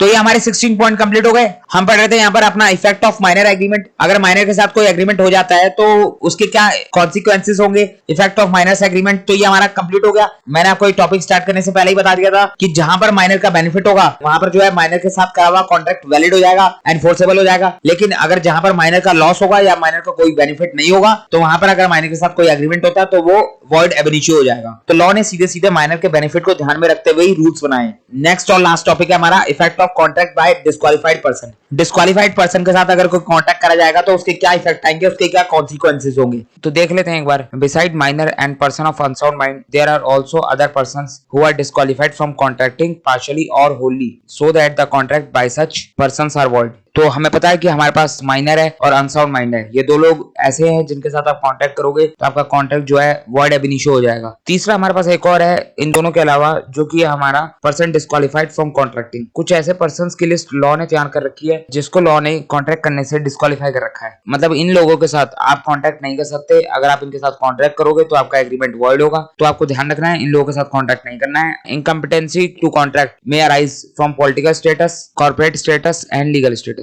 तो यहाँ पर जो इनकम्पिटेंसी इन लोगों के अंदर क्रिएट होती है, इनकम्पिटेंसी का मतलब होगा ये लोग कॉम्पिटेंट टू कॉन्ट्रैक्ट नहीं है। तो वो इनकम्पिटेंसी क्रिएट होती है 3 रीजंस की वजह से। पहला रीजन है पॉलिटिकल स्टेटस। इन लोगों का कुछ इस तरीके का पॉलिटिकल स्टेटस है कि इनके साथ आप कॉन्ट्रैक्ट नहीं कर सकते। दूसरा है कॉर्पोरेट स्टेटस, तीसरा है लीगल स्टेटस। तो एक बार देख लेते हैं कि आखिर कौन से वो पर्सन है जो डिस्क्वालिफाइड बाय लॉ है। उसके बाद आपको ये स्टेटस वाला पॉइंट क्लियर हो जाएगा। The following persons fall in this category. तो ये कुछ पर्संस है जो इस कैटेगरी के अंदर फॉल करते हैं। पहला है फॉरेन सोवरन एंड एम्बेसडर्स। तो आखिर ये फॉरेन सोवरन और एम्बेसडर कौन होते हैं? ये होते हैं हमारे राजदूत। आपने सुना होगा हर कंट्री की किसी फॉरेन कंट्री के अंदर एम्बेसी होती है। जैसे कि इंडिया की एम्बेसी अलग अलग कई सारी कंट्रीज के अंदर है, इंग्लैंड के अंदर, अमेरिका के अंदर, चाइना के अंदर है। तो हर अलग अलग कंट्रीज के अंदर इंडियन एम्बेसी है। उसी तरीके से इंडिया के अंदर भी दूसरी कंट्रीज की एम्बेसी है, जैसे कि अमेरिका की हो गई, चाइना की हो गई, ब्रिटेन की हो गई, रशिया की हो गई। तो कई अलग अलग एम्बेसी जो है वो इंडिया के अंदर है। तो हर किसी कंट्री की एम्बेसी दूसरी कंट्री के अंदर होती है। आज के टाइम पे ग्लोबलाइजेशन सिस्टम है, तो हर किसी कंट्री को दूसरी कंट्री से रिलेशन बना के रखना होता है, तभी आप जो है सर्वाइव कर सकते हो। तो यहाँ पर क्या पॉइंट है एक बार देख लेते हैं। Such persons can enter into a valid contract and can enforce them in Indian court. तो ये जो पर्सन्स है यानी फॉरेन सोवरेन एंड एम्बेसडर्स, ये पर्सन्स जो है कॉन्ट्रैक्ट कर सकते हैं। कॉन्ट्रैक्ट के अंदर एंटर होते हैं तो एक वैलिड कॉन्ट्रैक्ट क्रिएट होगा और वो इंडियन कोर्ट के अंदर एनफोर्स भी करवाया जा सकता है। लेकिन इनके साथ एक प्रॉब्लम आ जाती है। वो प्रॉब्लम क्या है मैं आपको बताता हूँ, ध्यान से सुनो। इन लोगों को जो है एक स्पेशल पावर दे रखी है, या मैं कहूँ एक स्पेशल प्रायोरिटी दे रखी है। इनको जो है एक सुपीरियर स्टेटस दे रखा है। अगर आप इन लोगों के साथ कॉन्ट्रैक्ट करते हो और इनकी तरफ से कॉन्ट्रैक्ट की टर्म्स और कंडीशन को तोड़ा जाता है तो आप इनके ऊपर केस नहीं कर सकते। लेकिन अगर आपकी तरफ से टर्म्स और कंडीशंस को तोड़ा जाएगा तो ये लोग आपके ऊपर केस कर सकते हैं। मतलब इनके और आपके बीच कॉन्ट्रैक्ट होगा तो आप इनके ऊपर केस नहीं कर सकते, लेकिन ये आपके ऊपर केस कर सकते हैं। ये कॉन्ट्रैक्ट को एनफोर्स करवा सकते हैं, लेकिन आप कॉन्ट्रैक्ट को एनफोर्स नहीं करवा सकते। तो ये तो सीधे सीधे इनजस्टिस है आपके साथ। कॉन्ट्रैक्ट के अंदर बराबरी के राइट्स और ड्यूटीज होती हैं, लेकिन यहाँ पर बराबरी की बात तो नहीं आ रही। तो इसीलिए लॉ ने बात ही खत्म कर दी, आप इनके साथ कॉन्ट्रैक्ट करो ही मत। ये पर्सन जो है डिस्क्वालिफाइड फ्रॉम कॉन्ट्रैक्ट है, ताकि इनके साथ कोई कॉन्ट्रैक्ट करे ही ना। तो however a suit can not be filed against them in the Indian court without the prior approval of central government. तो आपको अगर इनके ऊपर केस करना है तो आपको सेंट्रल गवर्नमेंट से परमिशन लेनी होगी, जो कि आपको मिलेगी नहीं। सेकंड पॉइंट है हमारा एलियन एनिमी। अब देखो यहाँ पर 2 वर्ड है, एलियन और एनिमी। एलियन का मतलब हो गया फॉरेनर, जो विदेशी लोग होते हैं या विदेशी कोई पर्सन होते हैं उनको हम एलियन बोलते हैं। जो हमारी डोमेस्टिक टेरिटरी से बाहर के लोग हैं वो सब हमारे लिए एलियन होते हैं। और एनिमी का मतलब हो गया दुश्मन। तो जब भी 2 कंट्री के बीच में आपस में वॉर डिक्लेयर हो जाती है तो एक कंट्री दूसरी कंट्री को अपना एलियन एनिमी बोल देती है। अगर मान लो इंडिया और पाकिस्तान की वॉर डिक्लेयर हो जाए तो पाकिस्तान जो है इंडिया के लिए एलियन एनिमी होगी। अगर इंडिया चाइना की वॉर डिक्लेयर हो जाए तो चाइना जो है इंडिया के लिए एलियन एनिमी होगी। तो हर वो कंट्री जिसके साथ वॉर डिक्लेयर हो जाती है वो हमारे लिए एलियन एनिमी कहलाती है। जब वॉर चल रही है तो वो एलियन एनिमी है, और जब वॉर खत्म हो जाएगी, नॉर्मल सिचुएशन हो जाएगी, तो वो एलियन फ्रेंड हो जाती है। तो अगर आप एलियन एनिमी के साथ कॉन्ट्रैक्ट करते हो तो उस केस में क्या होगा वही बता रखा है इस पॉइंट के अंदर। On the declaration of the war between the country and an alien and India he become an alien enemy and the contract with him are governed by the following rules. Contract during the war and contract made before the declaration of war. तो यहाँ पर दो अलग अलग rules बता रखे हैं। अगर कॉन्ट्रैक्ट करा गया ड्यूरिंग द वॉर, जब वॉर चल रही है उस बीच में आपने कॉन्ट्रैक्ट करा है तो उस केस में रूल अलग है, और अगर वॉर डिक्लेयर होने से पहले आपने कोई कॉन्ट्रैक्ट कर रखा है और बीच में से वॉर डिक्लेयर हो गई तो अब आपके उस कॉन्ट्रैक्ट का क्या होगा, उसके लिए रूल अलग है। तो दोनों के लिए अलग अलग रूल्स हैं, एक बार देख लेते हैं। ड्यूरिंग द वॉर, सबसे पहले बात करते हैं, अगर वॉर चल रही है और उस बीच में अगर आप कॉन्ट्रैक्ट करते हो तो क्या होगा। N alien enemy can not enter into a contract with an Indian citizen, he is also disqualified from sewing in an Indian court. तो अगर वॉर के बीच में आप कॉन्ट्रैक्ट करते हो किसी एलियन एनिमी के साथ तो वो सीधे सीधे वॉर एब इनिशियो होगा, वो कॉन्ट्रैक्ट वैलिड नहीं माना जाएगा, क्योंकि जब वॉर चल रही होगी उस समय पर एलियन एनिमी जो है वो डिस्क्वालिफाइड फ्रॉम कॉन्ट्रैक्टिंग हुआ। तो आप किसी भी ऐसे पर्सन के साथ कॉन्ट्रैक्ट करोगे जो क्वालिफाइड फ्रॉम कॉन्ट्रैक्टिंग है तो वो कॉन्ट्रैक्ट आपका वॉर एब इनिशियो कहलाएगा। अब बात करें वॉर डिक्लेयर होने से पहले अगर कॉन्ट्रैक्ट हो रखा तो उसका क्या होगा। The contracts enter into with an alien enemies before the declaration of the war are either terminated और सस्पेंडेड। तो अगर आपने कॉन्ट्रैक्ट कर रखा है एलियन एनिमी के साथ वॉर डिक्लेयर होने से पहले और अचानक ही वॉर डिक्लेयर हो गई तो फिर उस केस में क्या होगा। उस केस में आपका जो कॉन्ट्रैक्ट है वो या तो टर्मिनेट हो जाएगा, मतलब खत्म हो जाएगा, या फिर सस्पेंड हो जाएगा। सस्पेंड का मतलब क्या होता है, स्टे लग जाएगा। अभी फिलहाल के लिए कॉन्ट्रैक्ट होल्ड पे चले जाएगा, बाद में जब वॉर खत्म होगी तो फिर देख लेंगे, उस कॉन्ट्रैक्ट को रिवाइव कर लेंगे तो वो कॉन्ट्रैक्ट फिर से रीस्टार्ट हो जाएगा। लेकिन कई बार जो है कॉन्ट्रैक्ट रिवाइव करने के लिए सीजी की अप्रूवल की जरूरत पड़ती है। तो एग्जिस्टिंग कॉन्ट्रैक्ट हम रिवाइव कर सकते हैं after the completion of war, लेकिन कई बार जो है हमें अप्रूवल लेनी पड़ती है सीजी की, यानी सेंट्रल गवर्नमेंट की। थर्ड है हमारा कॉर्पोरेशन। कॉर्पोरेशन का मतलब क्या होता है, कॉर्पोरेशन का मतलब कंपनी होता है, उसमें कोई दिक्कत की बात नहीं है, लेकिन सिर्फ कंपनी नहीं होता। कॉर्पोरेशन एक वाइडर टर्म है जबकि कंपनी एक नैरो टर्म है। A corporation is an artificial person incorporated under a special act like LIC Act, RBI Act, Companies Act, etc. तो कॉर्पोरेशन एक आर्टिफिशियल पर्सन होता है जो इनकॉर्पोरेट होता है अंडर अ स्पेशल एक्ट। अगर किसी आर्टिफिशियल पर्सन के लिए कोई सेपरेट एक्ट बना रखा है यानी स्पेशल एक्ट बना रखा है तो वो हमारा कॉर्पोरेशन कहलाएगा। जैसे कि LIC के लिए एक LIC एक्ट बना रखा है तो LIC हमारे लिए कॉर्पोरेशन है। RBI के लिए एक RBI एक्ट बना रखा है तो RBI हमारे लिए कॉर्पोरेशन है। कंपनीज के लिए कंपनीज एक्ट बना रखा है तो वो हमारे लिए कॉर्पोरेशन है। तो जब भी किसी आर्टिफिशियल पर्सन के लिए कोई स्पेशल एक्ट बनाया जाता है और उसी स्पेशल एक्ट के थ्रू उसको इनकॉर्पोरेट किया जाता है तो वो हमारे लिए कॉर्पोरेशन के अंदर आ जाता है। तो कॉर्पोरेशन जो है कभी भी अपनी पावर के बाहर जाकर कोई भी कॉन्ट्रैक्ट नहीं कर सकता, बियॉन्ड द पावर कॉर्पोरेशन नहीं जा सकता। अब कॉर्पोरेशन की पावर कहां पर दी होती है, कॉर्पोरेशन की पावर दी होती है उसके मेमोरेंडम ऑफ एसोसिएशन के अंदर, जिसको हम MOA भी बोलते हैं। अगर मैं बात करूं कंपनीज की तो कंपनीज का जो MOA होता है यानी मेमोरेंडम ऑफ एसोसिएशन होता है, तो हम चार्टर ऑफ द कंपनी बोलते हैं। उसके अंदर टोटल 6 क्लॉज दिए होते हैं, जिसमें से हमारा एक क्लॉज होता है ऑब्जेक्टिव क्लॉज। उस ऑब्जेक्टिव क्लॉज के अंदर बता रखा होता है कि कंपनी के क्या क्या ऑब्जेक्टिव है, कंपनी की एक बाउंड्री सेट कर रखी होती है कि कंपनी जो है इन चीजों में डील करेगी। तो कंपनी के ऑब्जेक्टिव बिल्कुल क्लियर हो रखे होते हैं कंपनी के MOA के अंदर। तो वहां पर क्लियरली बता रखा होता है कि कंपनीज की क्या क्या पावर है, और कंपनी अगर उस पावर के बियॉन्ड जाती है तो वहां पर वो कॉन्ट्रैक्ट वैलिड नहीं होगा। तो वही उसी तरीके से कॉर्पोरेशन की बात आती है। अगर कॉर्पोरेशन कभी अपनी पावर के बियॉन्ड जाकर कोई कॉन्ट्रैक्ट करता है या फिर जो पावर उसको उसके खुद के स्पेशल एक्ट के अंदर दे रखी है उसके बियॉन्ड जाके कोई कॉन्ट्रैक्ट करता है तो वो कॉन्ट्रैक्ट जो है इनवैलिड होगा, वॉइड एब इनिशियो हो जाएगा। नेक्स्ट पॉइंट है हमारा कन्विक्ट। कन्विक्ट कौन होता है, कन्विक्ट वो पर्सन होता है जिसको दोषी करार दे दिया गया होता है कोर्ट की तरफ से। तो during the period of imprisonment, तो जब तक कोई पर्सन अगर जेल में है तो वो कन्विक्ट कहलाएगा, और कन्विक्ट हमारा इनकम्पिटेंट टू कॉन्ट्रैक्ट होता है। लेकिन जैसे ही वो जेल से बाहर आ जाएगा यानी उसकी सजा पूरी हो जाएगी तो उसके बाद से जो है वो कॉन्ट्रैक्ट करने के लिए कैपेबल हो जाएगा, वापस से कॉम्पिटेंट टू कॉन्ट्रैक्ट हो जाएगा। तो हम सीधे सीधे कह सकते हैं कि कन्विक्ट जो है वो इनकम्पिटेंट कब तक होता है, जब तक उसकी सजा का पीरियड चल रहा होता है, यानी इनकम्पिटेंसी कब तक रहती है, only during the period of sentence.